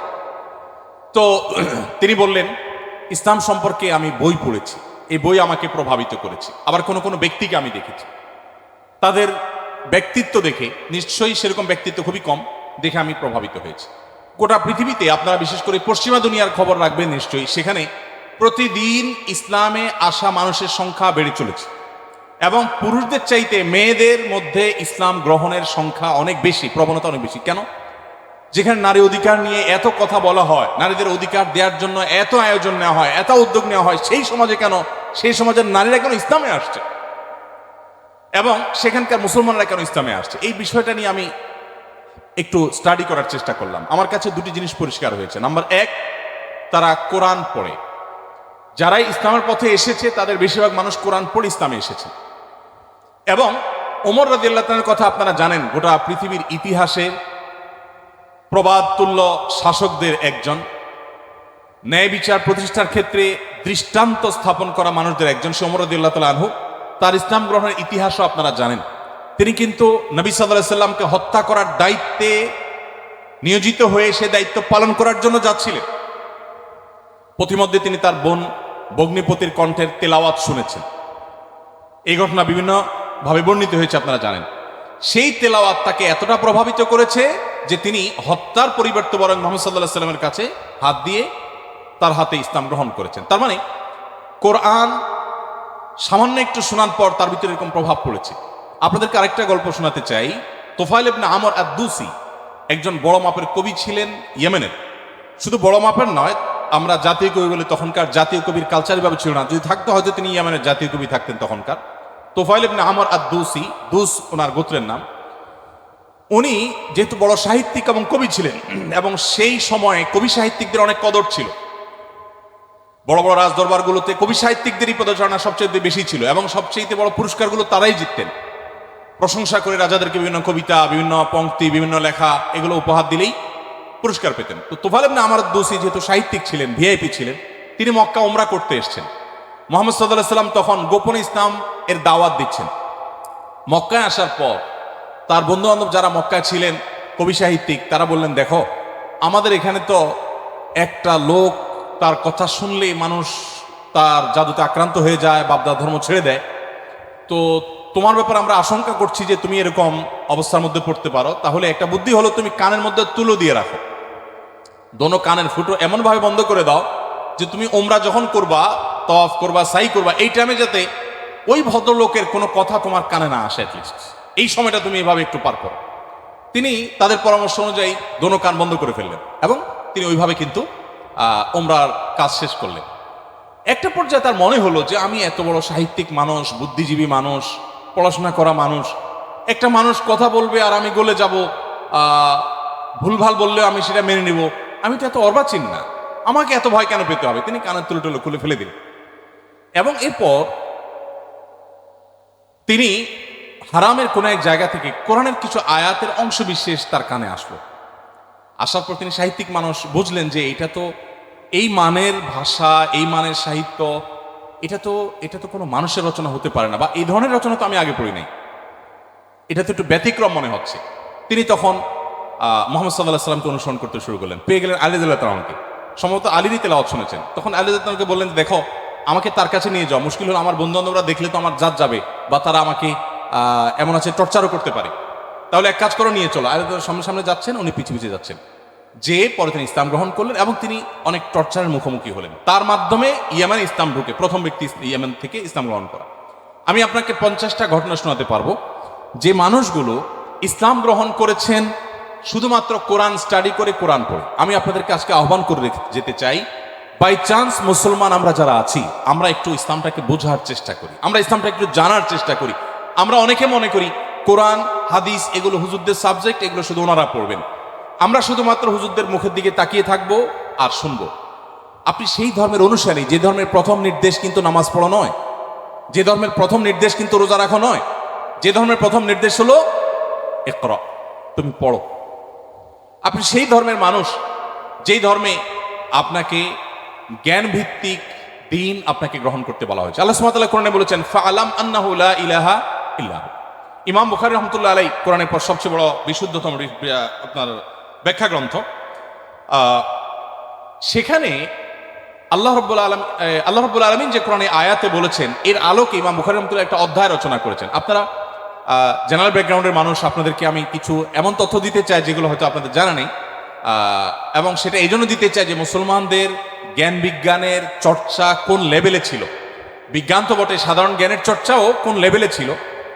ইমাম বুখারী রাহমাতুল্লাহর যে বুখারী শরীফের কথা আপনারা শুনেন, এই বুখারী শরীফ এটার যে শুধু ইয়েগুলো আছে, টাইটেলগুলো আছে, অধ্যায় এবং পরিচ্ছদের যে শিরোনামগুলো আছে, শুধু এই শিরোনামগুলোর ব্যাখ্যায় ভারতবর্ষের লেখক আছে, সারা ওয়ার্ল্ডের অন্যান্যগুলো বাদই দিলাম। শাইখুল হাদিস জাকারিয়া রহমতুল্লাহ আলাইহি ভারতের সাহারানপুরের উত্তরপ্রদেশের, তার লেখা আত-তারাজুম ওয়াল আবওয়াব আছে। আপনার এই টেবিলের এই মাথা থেকে মাথা পর্যন্ত হয়ে যাবে সবগুলো ভলিউম রাখলে। এতগুলো ভলিউম ভর্তি কিসে? শুধুমাত্র সহিহ বুখারীর শুধুমাত্র যে টাইটেল বা শিরোনাম আছে তার ব্যাখ্যা। এবং এগুলো এতটা একাডেমিক এবং এতটাই আপনার ডিপ নলেজের বিষয় এবং এলমি বিষয়, একাডেমিক বিষয়, যে আপনি যদি এখানে প্রবেশ করেন তাহলে আপনি এটার ভেতরে শুধু ঢুকতেই থাকবেন এবং সামনে আগতে থাকবেন। এটা আমাদের ঐতিহ্য। যাই হোক, তো ইমাম বুখারী রহমতুল্লাহ আলাইহি একটা অধ্যায়ের শিরোনাম ছিল এরকম যে তিনি লিখেছেন বাবুল কাউলি বিল ইলমি, বাবুল ইলমি ক্বাবলাল কাউলি ওয়াল আমালি বি। অর্থাৎ সে অধ্যায় এখানে রচনা করা হচ্ছে, যে অধ্যায়ে প্রমাণ করা হবে ইসলাম কোনো কথা বলবার আগে, কোনো কাজ করবার আগে মানুষকে সেটা জানার নির্দেশ করে। অর্থাৎ আগে জ্ঞান অর্জন করো, তারপরে তুমি করো। ইভেন আল্লাহ সুবহানাহু ওয়া তাআলা কোরআনে বলছেন ফাআলাম আন্নাহু লা ইলাহা ইল্লাহু, আল্লাহ ছাড়া সত্যিকার ইবাদতের উপযুক্ত আর কেউ নেই, এই কথার জ্ঞান তুমি অর্জন করো। দেখুন, আল্লাহ সুবহানাহু ওয়া তাআলা কিন্তু বিশ্বাসের কথাটাই বলছেন, কিন্তু জ্ঞান দিয়ে বলছেন। তার মানে তুমি জানো কেন আল্লাহ ছাড়া সত্যিকার ইবাদতের উপযুক্ত থাকতে পারে না, কেন একাধিক স্রষ্টা থাকতে পারে না, কেন তুমি সেই জিনিসটা জানার চেষ্টা করো। কেন বলতে আমি এখানে আল্লাহ সুবহানাহু ওয়া তাআলা দর্শন জানতে নির্দেশ করেছেন তা নয়, আল্লাহ বলেছেন যে এই বিষয়ের স্বচ্ছ ধারণা এবং ইলম যেন আমাদের মধ্যে আসে। তো সেই ধর্মের অনুসারী, কিন্তু দুঃখজনক আমরা কোরআন পড়ি না, আর পড়লেও বুঝে পড়ি না। পৃথিবীতে সবচেয়ে বেশি পাঠ করা হয় যে গ্রন্থ সেটা কোরআন। কোরআনের চাইতে বেশি পাঠ করা হয় সর্বযুগে সর্বকালে এরকম আরেকটি গ্রন্থ পৃথিবীতে নেই যে এত বেশি পরিমাণে পাঠ করা হয়। আর দুঃখজনক সত্য এটাও যে পৃথিবীতে না বুঝে পাঠ করার ক্ষেত্রে কোরআনের চাইতে আর বিকল্প বা আরেকটা গ্রন্থ আপনি খুঁজে পাবেন না। কোরআনই একমাত্র গ্রন্থ যে আমরা মুসলমানরা সেটাকে না বুঝেই শুধুমাত্র পড়ি। হ্যাঁ, কোরআন না বুঝে পড়লেও আপনি সওয়াব পাবেন, এটা একটা কাজ হবে। না বুঝে পড়লে কি লাভ হবে আমরা অনেকে বলি। আজকাল আপনারা জানেন অনেক টেকনোলজি আবিষ্কার হয়েছে, আপনার টেকনোলজির লোক, যে একটা সিম্পল জিনিস আমাদের সবার হাতে হাতে আছে, স্মার্টফোন। আমরা যদি বলি হাই শ্রী কল অমুক, সাথে সাথে কিন্তু আপনার কোনো টিপাটিপি ছাড়াই সেই অমুককে কল করবে, মোবাইল করবে না ডিভাইস। এখন তো আপনার আপনি কোনো রুমে বসে বলছেন যে গরম লাগছে, এসিটা অন হয়ে যাবে। আপনি জাস্ট বললেন, নির্দিষ্ট শব্দ উচ্চারণ করলেন যে আপনার কাছে গরম লাগছে, এসিটা অন হয়ে যাবে। আপনি বললেন যে না এখন শীত লাগছে, তো এসিটা কমে যাবে, বন্ধ হয়ে যাবে। টেকনোলজি এই পর্যন্ত চলে গেছে, যা আপনি বলছেন সেটা সে ক্যাচ করছে এবং সেই অনুযায়ী কাজ করছে। তো এই যদি টেকনোলজির কারামতি হয়, তাহলে কোরআন আপনি পাঠ করছেন, এমনকি এমনও হতে পারে কোনো মানুষ কিছু নির্দিষ্ট ওয়ার্ড উচ্চারণ করছে, সেটা মিনিং বুঝে না, কিন্তু ওই ডিভাইস তার মিনিং বা ওই যন্ত্র তার মিনিংটা বুঝে এবং সেটা সে ক্যাচ করে কাজও করে ফেলেছে। সে কিন্তু যা বলেছে নিজেও বুঝে নাই, তারপরও কাজ করেছে। কোরআন তেলাওয়াত করে ফু দিলে অনেক অসুখ, অনেক দুঃখ, অনেক কষ্ট, মানুষের শারীরিক অনেক কষ্ট লাঘব হয়। কিভাবে হয়? আপনি যদি এটা নিয়ে বৈজ্ঞানিক গবেষণা নামেন তো আপনি কোনো সূত্র হয়তো খুঁজে পাবেন না, কিন্তু আপনাকে আমি যে পয়েন্টটা বললাম এই পয়েন্ট থেকে যদি আপনি আগান, আপনি দেখবেন যে এরকম বহু লজিক আপনার সামনে হাজির হয়ে গেছে। যাই হোক, তো আমি যেটা বলছিলাম যে কোরআন আপনি না বুঝে পড়লে সওয়াব পাবেন, কিন্তু এই জন্য কোরআন আসেনি। আল্লাহ সুবহানাহু ওয়া তাআলা কোরআনে বিভিন্ন জায়গায় বলেছেন লিয়াদাব্বারু আয়াতি, এই কোরআন দেয়া হয়েছে তোমাদেরকে যাতে এর আয়াতগুলো নিয়ে তোমরা গবেষণা করো, তোমরা যাতে ভাবো, তোমরা যাতে চিন্তা করো, তোমরা যাতে ভাবনার জগতে প্রবেশ করো। তো এই কোরআন ভাবনা বা গবেষণা তো অনেক পরের কথা, এর কথামালা তো আমাকে আগে বুঝতে হবে। আমি আজকে অনুষ্ঠানের মাধ্যমে আপনাদের সবাইকে উদাত্ত আহ্বান রাখতে চাই, আসুন কোরআন শুরু থেকে শেষ পর্যন্ত একবার অন্তত পুরো কোরআনটা আপনি ধীরে ধীরে অল্প অল্প করে 5টি আয়াত করে 10টি আয়াত করে আপনি পড়ুন এবং বোঝার চেষ্টা করুন। কোন একজন সাহাবী বলেছেন শুধু সূরা বাকারা পড়তে তার কয়েক বছর লেগেছে। আমরা তো 2-3 দিনে কোরআন খতম দিয়ে ফেলতে পারি, তাই না?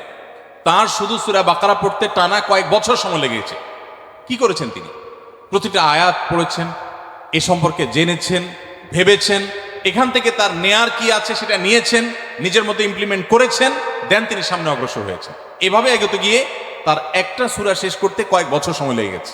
কোথায় আমাদের কোরআন অধ্যয়ন? আমি আপনাদেরকে বলেছি, এখনো পৃথিবীতে যারা ইসলামে আসছে, পশ্চিমা পৃথিবী বলুন, আমাদের এই অঞ্চলে বলুন, তাদের নিয়ে আমার যে সামান্য পড়াশোনা বা ঘাটাঘাটি আছে, সেটার আলোকে আমি নিশ্চিত হয়েছি অনেকখানি যে তারা বেশিরভাগ মানুষ আমাদেরকে দেখে তো আসার প্রশ্নই ওঠে না, কারণ আমাদের মুসলমানদের মধ্যে এমন কিছু নেই যেটা দেখে সে ইসলামে আসবে, ম্যাক্সিমাম মুসলমানদের অবস্থা। কিন্তু তারা ইসলামে এসেছে কোরআন পড়ার পর। ফ্রান্সের একজন পলিটিশিয়ান, তিনি কট্টর ইসলাম এবং মুসলমানদের সমালোচক ছিলেন এবং বিদ্বেষ পোষণ করতেন রীতিমতো। আমি একসময় আমার ফেসবুক প্রোফাইলে তাকে নিয়ে অনেক লেখালেখিও করেছি। বেশ কিছুদিন আগে আমার অফিসে এক ভদ্রলোক আসেন, রিটায়ার্ড আর্মি অফিসার, আমাকে প্রসঙ্গত বললেন যে এরকম এক ভদ্রলোক ফ্রান্সে ছিলেন, এই নামটা, তিনি ইসলাম গ্রহণ করেছেন এবং তিনি একটা বিষয় অ্যাডভাইস করেছেন। আমি একটু কৌতূহল হয়ে দেখলাম, আমার এর আগে জানা ছিল না, ভিডিওটা ভালো করে দেখলাম ইউটিউবে, দেখলাম যে সেই ভদ্রলোক যিনি ইসলাম এবং মুসলমানদের কট্টর সমালোচক ছিলেন, তিনি একটা সময় ইসলাম গ্রহণ করেছেন। আমি জিজ্ঞেস করলাম যে তিনি ইসলামে আসছেন কি কারণে? তো তার বক্তব্যই শুনলাম, তিনি বলছেন যে আমি ইসলাম এবং মুসলমানদের ত্রুটি ধরার জন্য আমি কোরআন পড়া শুরু করলাম। কোরআন পড়তে পড়তে পড়তে আমি যতই এর ভেতরে প্রবেশ করলাম ততই আমি কোরআনের কাছে সারেন্ডার করতে বাধ্য হলাম, আমি কোরআনের কাছে নিজেকে সমর্পণ করতে বাধ্য হলাম। তো আলহামদুলিল্লাহ, তিনি যেভাবে ইসলাম গ্রহণ করেছেন এবং আলোকিত হয়েছেন কোরআন দ্বারা, আমার বিশ্বাস আমরা যদি অ্যাজ এ মুসলিম আমরা পড়াশোনা করি মুসলিম হই, আমরা বুঝে শুনে মুসলিম হই, আমাদের ইসলাম গ্রহণটা যদি বাই চান্স না হয়ে বাই চয়েস হয়, অর্থাৎ আমরা জেনে শুনে মুসলমান হই, তাহলে সেটা আমাদেরকে অনেক বেশি উপকার দিবে।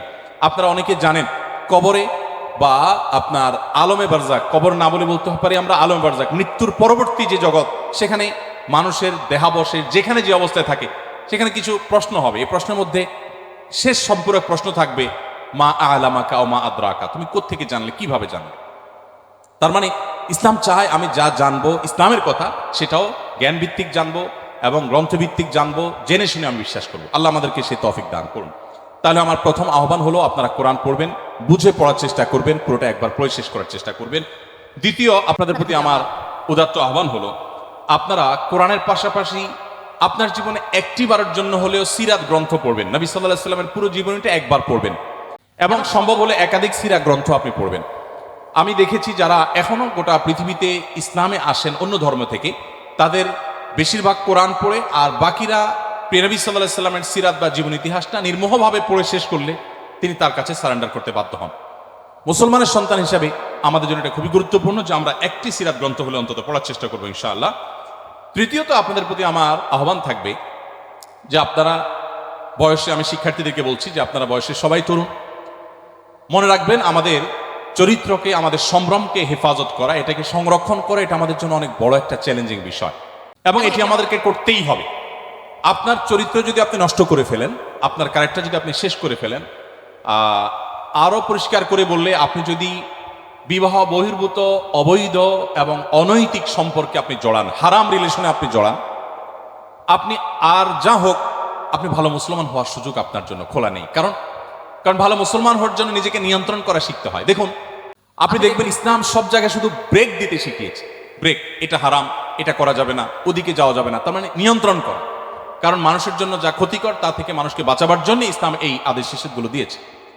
আপনি বয়সে তরুণ, আপনি যদি নিজেকে কোন একটা লোভ থেকে নিয়ন্ত্রণ করতে না শিখেন, নিজেকে আপনি কন্ট্রোল করা না শিখেন, আপনি কিভাবে সমাজ পরিবর্তন করবেন? আপনি কিভাবে দেশকে, এই পৃথিবীকে আলোকিত করবেন? আপনার দ্বারা কিভাবে আপনার অনেক অসৎ চাহিদা থাকতে পারে, আপনার জীবনে অনেক লোভ, অনেক আকাঙ্ক্ষা আপনার সামনে হাজির হতে পারে, যেটা পূরণ করা আপনার জন্য বিধেয় নয়, অবৈধ। সেগুলো আপনি কিভাবে সেগুলো থেকে আপনি বেঁচে থাকবেন, নিজেকে কিভাবে নিয়ন্ত্রণ করবেন, এটার এক্সারসাইজটা আপনাকে আপনার তরুণ বয়স থেকে করতে হবে।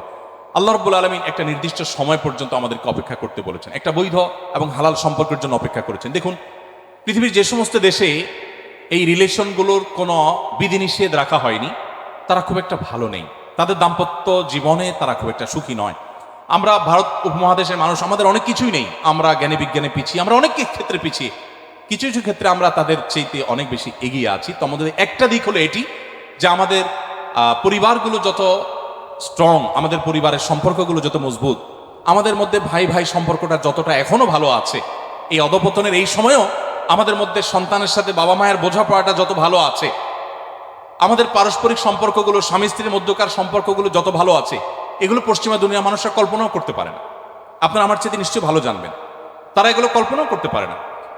আমাদের এই ভালো দিকগুলো আমাদেরকে ধরে রাখতে হবে। আমরা পশ্চিমা দুনিয়া থেকে জ্ঞান বিজ্ঞান এবং যেগুলো নেওয়ার সেগুলো যেমন গ্রহণ করব, তাদের যে সমস্ত ত্রুটির কারণে তারা সাফার করছে সেগুলোর ব্যাপারে আমাদেরকে সতর্ক থাকতে হবে, এবং সেক্ষেত্রে ইসলামের নির্দেশনা মানার কোনো বিকল্প নেই।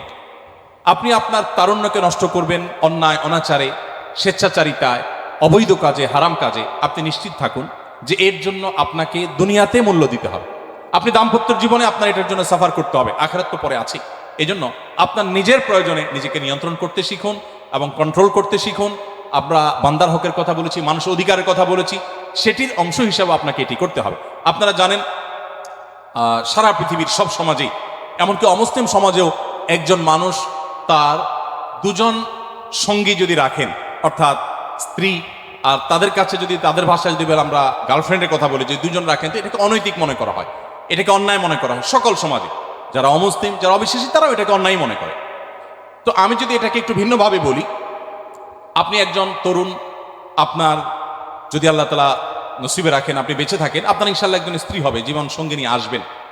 আপনার এখনকার সময়টা, অর্থাৎ বিবাহের আগের সময়টা যদি আপনি বিভিন্ন নারীদের সাথে আপনি সম্পর্ক করেন, আমি মেয়েদের কথা একই কথা বলছি, মেয়েরা যদি ছেলেদের সাথে সম্পর্ক রিলেশন করে, এবং এই রিলেশনগুলো আপনার স্ত্রী যিনি হবেন তিনি যদি এখন আপনার কাছে থাকতেন অথবা আপনি তার কাছে থাকতেন, তাহলে কিন্তু নিশ্চয়ই এগুলো সহ্য করতেন না। তাহলে আপনার নিজের চরিত্রকে, আপনার যৌবনকে, আপনার জীবনকে আপনি এমন কাজে ব্যয় করছেন যা আপনার জীবন সঙ্গিনী, আপনার জীবন সঙ্গী যার জন্য আপনি অপেক্ষা করছেন, যিনি আপনার জন্য অপেক্ষা করছেন, তিনি পছন্দ করছেন না। তাহলে এই কাজটাকে আপনি কিভাবে যৌক্তিক বলতে পারেন?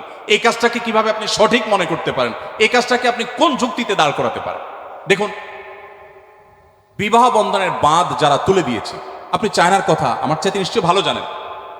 চায়নার মতো একটা দেশ, এত পপুলেশনের দেশ, জন্মের হার কোনোভাবে, কোনো মেকানিজমে বাড়াতে পারছে না, এত প্রণোদনা দেওয়া হচ্ছে। ইটালির কথা আমি গত কয়েকদিন আগে পত্রিকা পড়েছি, আপনারা নিশ্চয়ই আমার থেকে ভালো জানবেন যে ইটালি, চায়না, অনেক দেশ আছে পৃথিবীতে যারা তাদের জন্মের হারকে স্বাভাবিক করবার জন্য সরকারি প্রণোদনা বিভিন্নভাবে দেওয়ার পরও কোনোভাবে তারা স্বাভাবিক করতে পারছেন। একসময় কিন্তু তাদের জন্মের হার কম থাকার বিষয়টা এরকম ভয়াবহ পর্যায়ে ছিল না। এখন প্রেডিকশন বলছে সামনের দিনগুলো তাদের জন্য অত্যন্ত আতঙ্কের, অত্যন্ত ভয়ঙ্কর। কারণ কেউ সন্তান জন্ম নিতে চাচ্ছে না, দিতে চাচ্ছে না, কোনো প্রণোদনা দিয়েও এটাকে স্বাভাবিক করতে পারছে না। এগুলোর একটি কারণ, অনেক কারণের মধ্যে একটা কারণ হলো বিবাহ বহির্ভূত সম্পর্ককে অ্যাপ্রিসিয়েট করা। যে সমাজে এটাকে যত বেশি অ্যাপ্রিসিয়েট করা হয়, সেখানে পরিবার ব্যবস্থা তত দ্রুততার সাথে ভেঙে পড়ে। আপনি আমাদের কথা যদি বলেন, বাংলাদেশে বিবাহ বিচ্ছেদের হার নিয়ে প্রতিনিয়ত আমরা পত্রিকায় বিভিন্ন প্রতিবেদন পড়ি এবং আমাদের কপালে ভাঁজ পড়ে। আমি মাহফিল বা ইসলামিক প্রোগ্রাম একসময় নিয়মিত করতাম, এবছর আর মাহফিল না করার ঘোষণা দিয়েছি আমরা। তো মাহফিল করতে গিয়ে বিভিন্ন জনপ্রতিনিধি, এলাকার বিভিন্ন নেতৃস্থানীয় মানুষদের সাথে উঠা বসা হয়।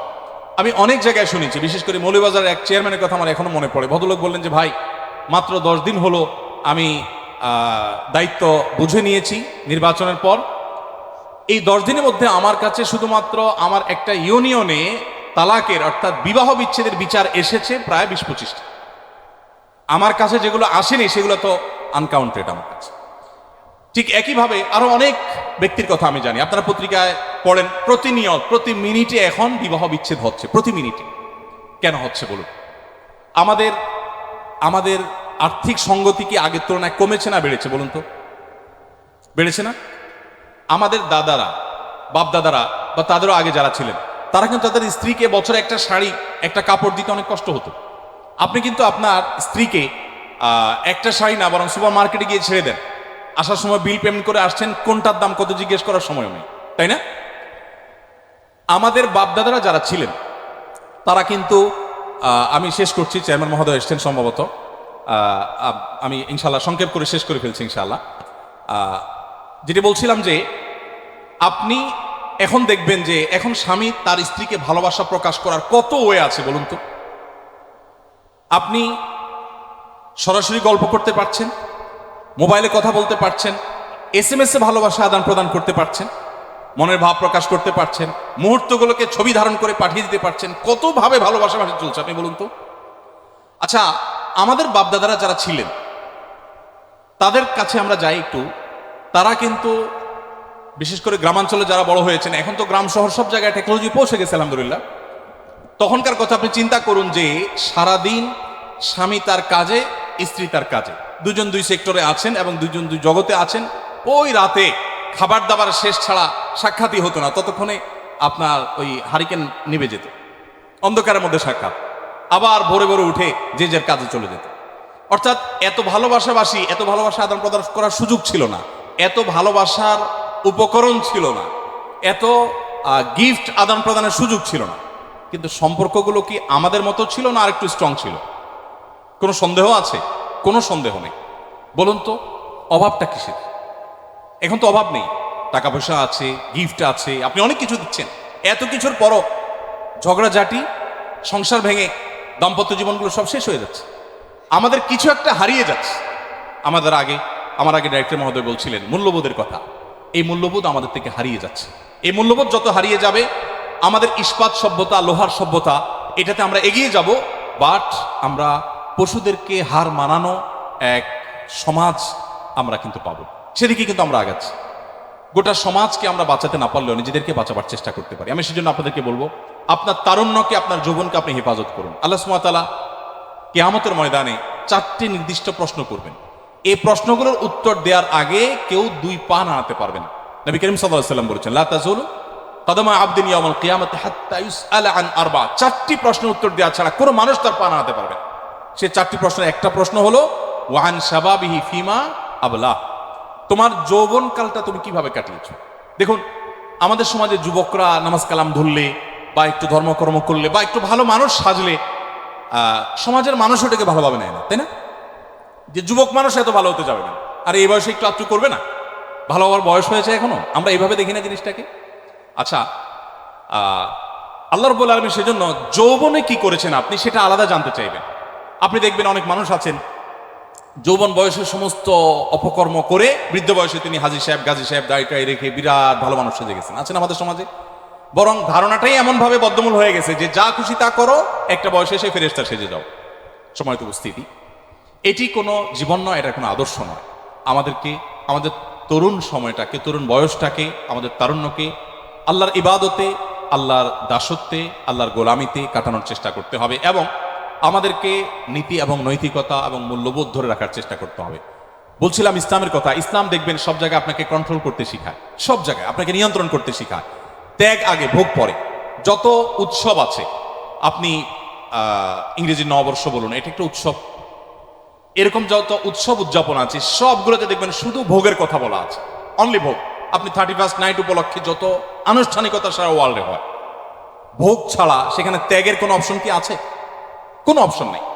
কিন্তু ইসলামের 2টি উৎসব একটা ঈদুল ফিতর, একটা ঈদুল আজহা। এখানে ভোগের কথা আছে, কিন্তু আগে ত্যাগ। আপনাকে ঈদুল ফিতরের আগে ফিতরা দিতে হবে, গরিবের বাসায় খাবার প্রস্তাব পৌঁছাতে হবে, তাদের হাসি নিশ্চিত করে এরপর আপনাকে হাসতে হবে। আপনি কোরবানির ঈদ করবেন, কোরবানির পশুর গোশত আপনি জবে করে খাবেন, আপনি গরিবকে দিতে হবে, তাকে মুখে হাসি ফোটাতে হবে, আপনি তারপরে খাবেন। আপনি তো সেই ধর্মের অনুসারী, আপনি তো মানুষের কল্যাণকামী হবেন। দেখুন, আপনারা তো জেনারেল ব্যাকগ্রাউন্ডের, আমি মাদ্রাসার প্রোগ্রামে বলি যে দেখুন, আমাদের দেশে ভালো আলেমের অভাব নেই, ভালো হুজুরের অভাব নেই, ভালো শিক্ষিত মানুষের অভাব নেই, আমাদের দেশে ভালো মানুষের অভাব। আপনারা আমার চাইতে খুব ভালো করে জানবেন, অভাব নাই আমি এ অর্থে বলছি যে অনেক আছে, আরো দরকার আমাদের শিক্ষিত মানুষ, আরো দরকার আমাদের ভালো আলেম। কিন্তু যে পরিমাণ শিক্ষিত আছে সে পরিমাণ ভালো মানুষ নেই। যে পরিমাণ আলেম আছেন, এমনকি আলেম হলেও গতানুগতিক তিনি যে ভালো মানুষ হয়ে যাবেন এমনটা জরুরি না। আমরা ভালো মানুষ হওয়ার চেষ্টায় এগিয়ে যেতে হবে। আপনি যদি ভালো মানুষ হওয়ার চেষ্টায় আগান, আপনি জেনারেল ব্যাকগ্রাউন্ডের হওয়ার পরও আপনার এই পড়াশোনাটাকে ইবাদতে আপনি রূপান্তর করতে পারেন। কিভাবে সেটা? আপনার যদি ইন্টেনশন থাকে আমি জ্ঞান বিজ্ঞান শিখে, আমি এই টেক্সটাইল ইঞ্জিনিয়ারিং শিখে আমার এই জ্ঞান দিয়ে আমি আমার সমাজকে উপকৃত করব, দেশের মানুষকে উপকৃত করব, পৃথিবীর মানুষকে উপকৃত করব আমাদের টেকনোলজি দিয়ে, আপনি যদি এই উদ্দেশ্যটা আনেন, সাথে সাথে আপনার উদ্দেশ্যের কারণে আপনার এই পড়াশোনাটা ইবাদতে পরিণত হয়ে যাবে। আর যদি আপনি বলেন যে আমি আমার অমুককে দেখিয়ে ছাড়বো, তমুককে দেখিয়ে ছাড়বো, এটা জাহির করে ছাড়বো, তাহলে সেক্ষেত্রে আপনি হয়তো দেখাতেও পারবেন না, আর আল্লাহর কাছে তো বিনিময় পাওয়ার প্রশ্ন ওঠে। এই জন্য আমি আপনাদেরকে আহ্বান করব যে আমাদের এই বয়সটাকে হেফাজত করতে হবে, বিশেষ করে তরুণ সময়টাকে হারাম সম্পর্কগুলো থেকে বেঁচে থাকার জন্য স্ট্রাগল করতে হবে। আমি বলি, যে যুবক নিজেকে এতটুকু কন্ট্রোল করতে পারে না, সে কিভাবে বিশ্ব জয় করবে, সে কিভাবে দুনিয়া জয় করবে, সে কিভাবে সমাজ সংস্কার করবে? আমাদেরকে সেদিকে যেতে হবে। একজন মুসলমান হিসাবে আমি আপনাদের প্রতি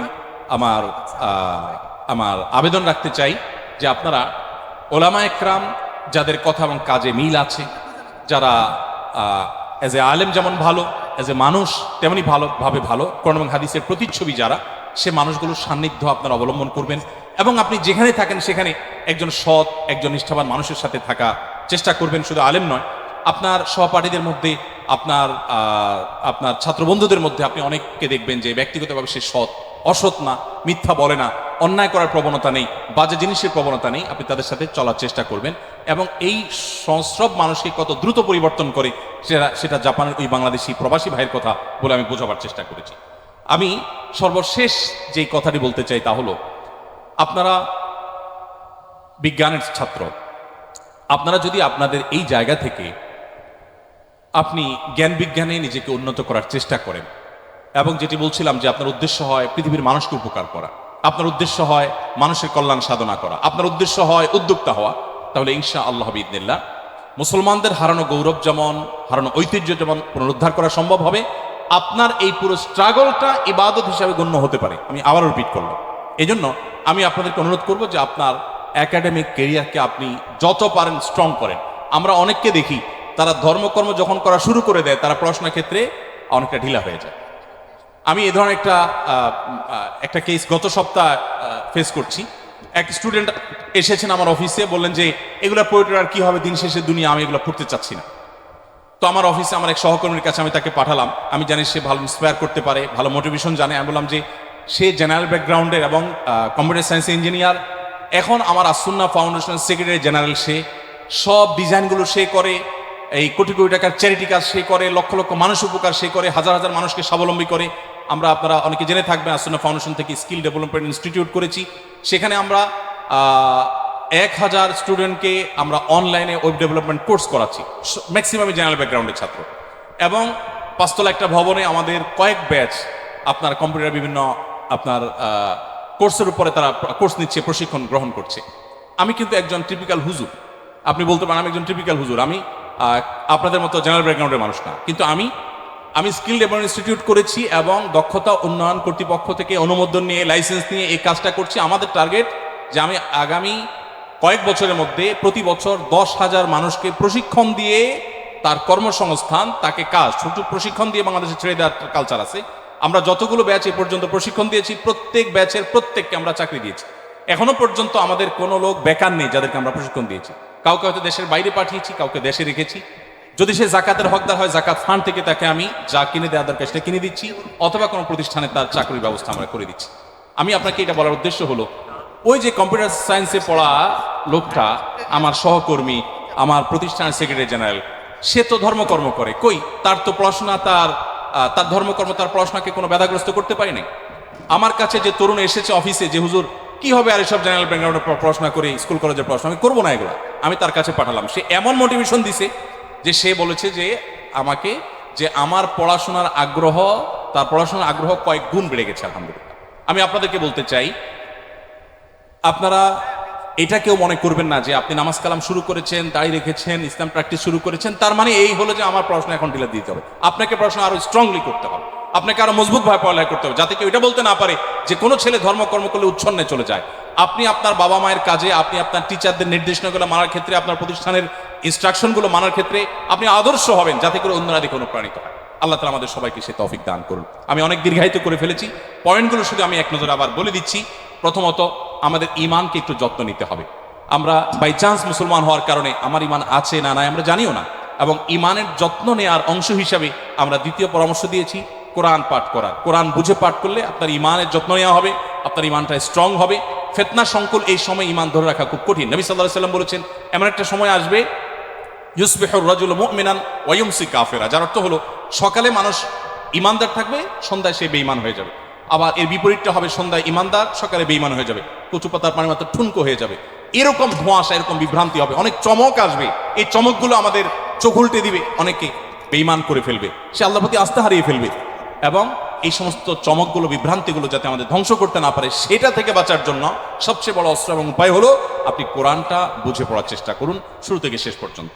তৃতীয়ত, আমার অনুরোধ ছিল, পরামর্শ ছিল আপনাদের প্রতি, নাসিহা ছিল আমার ভাই হিসেবে শিক্ষার্থী ভাইদের প্রতি যে, এবং বোনদের প্রতি, যে আপনারা অবশ্যই প্রিয় নবী সাল্লাল্লাহু আলাইহি সাল্লামের সিরাত গ্রন্থ, তার জীবনী শুরু থেকে শেষ পর্যন্ত A to Z একটা সিরাত গ্রন্থ আপনারা পড়বেন। রাহিকুল মাখতুম আপনারা পড়তে পারেন। মিশরের একজন গবেষক, সমকালীন গবেষক ডক্টর আলী আস-সাল্লাবি, তিনি 3 ভলিউমে নবী সাল্লাল্লাহু আলাইহি সাল্লামের জীবনী লিখেছেন। অসাধারণ একটা কাজ করেছেন। আপনারা চাইলে সেটা কেউ কিনে পড়তে পারেন, যাদের হাতে সময় আছে। যাদের এত সময় নাই, তারা এক খণ্ডে, যেটা মক্কা থেকে যে কম্পিটিশন হয়েছে সারা ওয়ার্ল্ডে, সেটাতে প্রথম স্থান অধিকার করেছে ভারতের একজন লেখক, রাহিকুল মাখতুম, বাংলা অনুবাদ হয়েছে, ইংলিশ ট্রান্সলেট হয়েছে, আলহামদুলিল্লাহ। এটা পড়তে পারেন, অথবা আরো কোনোটা আপনার ভালো লাগলে আপনি পড়তে পারেন।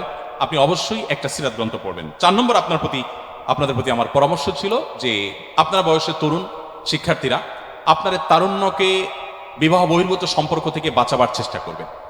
ভাবালুতায় আপনি হারিয়ে গিয়ে নিজের চরিত্রকে, নিজের ঈমান আমলকে বিসর্জন দিবেন না। ইবাদতের স্বাদ হারিয়ে যায় এগুলোর কারণে, দাম্পত্য জীবনের সুখ হারিয়ে যায় এগুলোর কারণে। আপনি যদি চান আপনার দাম্পত্য জীবনে সুখী হতে, তাহলে আপনার এই ক্যারেক্টারকে আপনার হবু স্ত্রীর জন্য, আপনি মেয়ে হয়ে থাকলে আপনার হবু স্বামীর জন্য আপনি সেটাকে সংরক্ষণ করুন, হেফাজত করুন, সকল ভালোবাসা রিজার্ভ করুন। আমি বিভিন্ন সময় বলার চেষ্টা করি যে মানুষের আবেগ, ভালোবাসা এগুলো সফট ড্রিঙ্কসের ঝাঁজের মতো, খুলে ফেলছেন, ঝাঁজ চলে যাবে, এরপরে যতই মুখ লাগান আগের ঝাঁজ কিন্তু আর ফিরে আসবে। আপনার ভালোবাসা, আপনার আবেগ, এগুলোকে যত্রতত্র ব্যবহার করবেন। এই বয়সটাতে আপনি অনেক কিছু করতে পারেন, এই সমাজকে অনেক কিছু দিতে পারেন। আপনি অজাগায় যদি সেটার অপব্যবহার করেন, তাহলে কিন্তু আপনি একটা বয়স আসবে, তখন আপনি এটা আর ফিরে পাবেন না, আপনি অনুভব করবেন না। অতএব সেটি লক্ষ্য রাখার চেষ্টা করবেন। আরেকটি নাসিহা ছিল যে ওলামা একরাম এবং ভালো মানুষ, শুধু আলেম বলে কোনো কথা নয়, আপনার সহপাঠীদের মধ্যে যারা ভালো, তাদের সাথে থাকার চেষ্টা করবেন। দেখুন, যত মানুষ মাদক আসক্ত হয়েছে, তারা সবাই প্রথমে কোনো না কোনো মাদক আসক্তের পালায় পড়েছে, তার সঙ্গে থেকেছে, তার সাথে উঠা বসা করেছে, কোনো না কোনো ভাবে তার দ্বারা সে প্রভাবিত হয়েছে, দেন সে মাদকের দিকে হাত বাড়িয়েছে, তার জীবনকে শেষ করে ফেলেছে। অতএব মানুষ ভালো হয় সৎসঙ্গে, আবার খারাপ হয় অসৎসঙ্গে।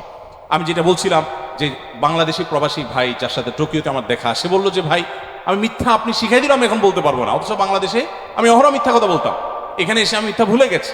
কালচার মানুষকে প্রভাবিত করে। এই জন্য আপনি যত বেশি আপনার বন্ধুদের মধ্যে যেই ছেলেটা, যে যুবকটা, যে বন্ধুটা আপনার সবচেয়ে বেশি সত্য কথা বলে, সততার সাথে চলে, অন্যায় করে না, কারোর প্রতি টর্চার করে না, আপনি তাকে অনুসরণ করেন, ইনশাআল্লাহ বিদিন আপনার লাইফটা চেঞ্জ হয়ে যাবে।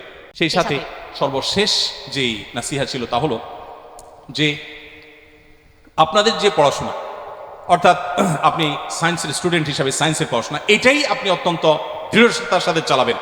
মনে রাখবেন, নবী সাল্লাল্লাহু আলাইহি ওয়াসাল্লাম বলেছেন, ইন্নাল্লাহা ইউহিব্বু ইযা আমিলা আহাদুকুম আমিলান আন ইউতকিনাহু, আল্লাহ পছন্দ করেন বান্দা যাই করবে, দেখুন যে কোনো ভালো কাজ করবে, মানে যেটা বেসিক্যালি খারাপ কোনো কাজ না, পড়াশোনা একটা ভালো কাজ, যেটাই করবেন আপনি ভালোভাবে করবেন, এটা আল্লাহ পছন্দ করেন। ডিলাররা কোনোভাবে পার করলাম সময়টা ইয়ারটা, এটা আল্লাহ তাআলা পছন্দ করে না। অতএব অ্যাজ এ স্টুডেন্ট ভালো হওয়ার চেষ্টা করবেন, ভালো পড়াশোনা করবেন, সেটা কিন্তু ইসলামের নির্দেশ, এবং সেটা উদ্দেশ্য হবে মানুষের কল্যাণ সাধনা করা। তাহলে আপনার এই পড়াটাও ইবাদত হবে, আল্লাহকে সওয়াব লাভ করবেন। আল্লাহ তাআলা আমাদের সবাইকে তৌফিক দান করুন। জাযাকুমুল্লাহু খাইরা। আসসালামু আলাইকুম ওয়া রাহমাতুল্লাহি ওয়া বারাকাতুহু।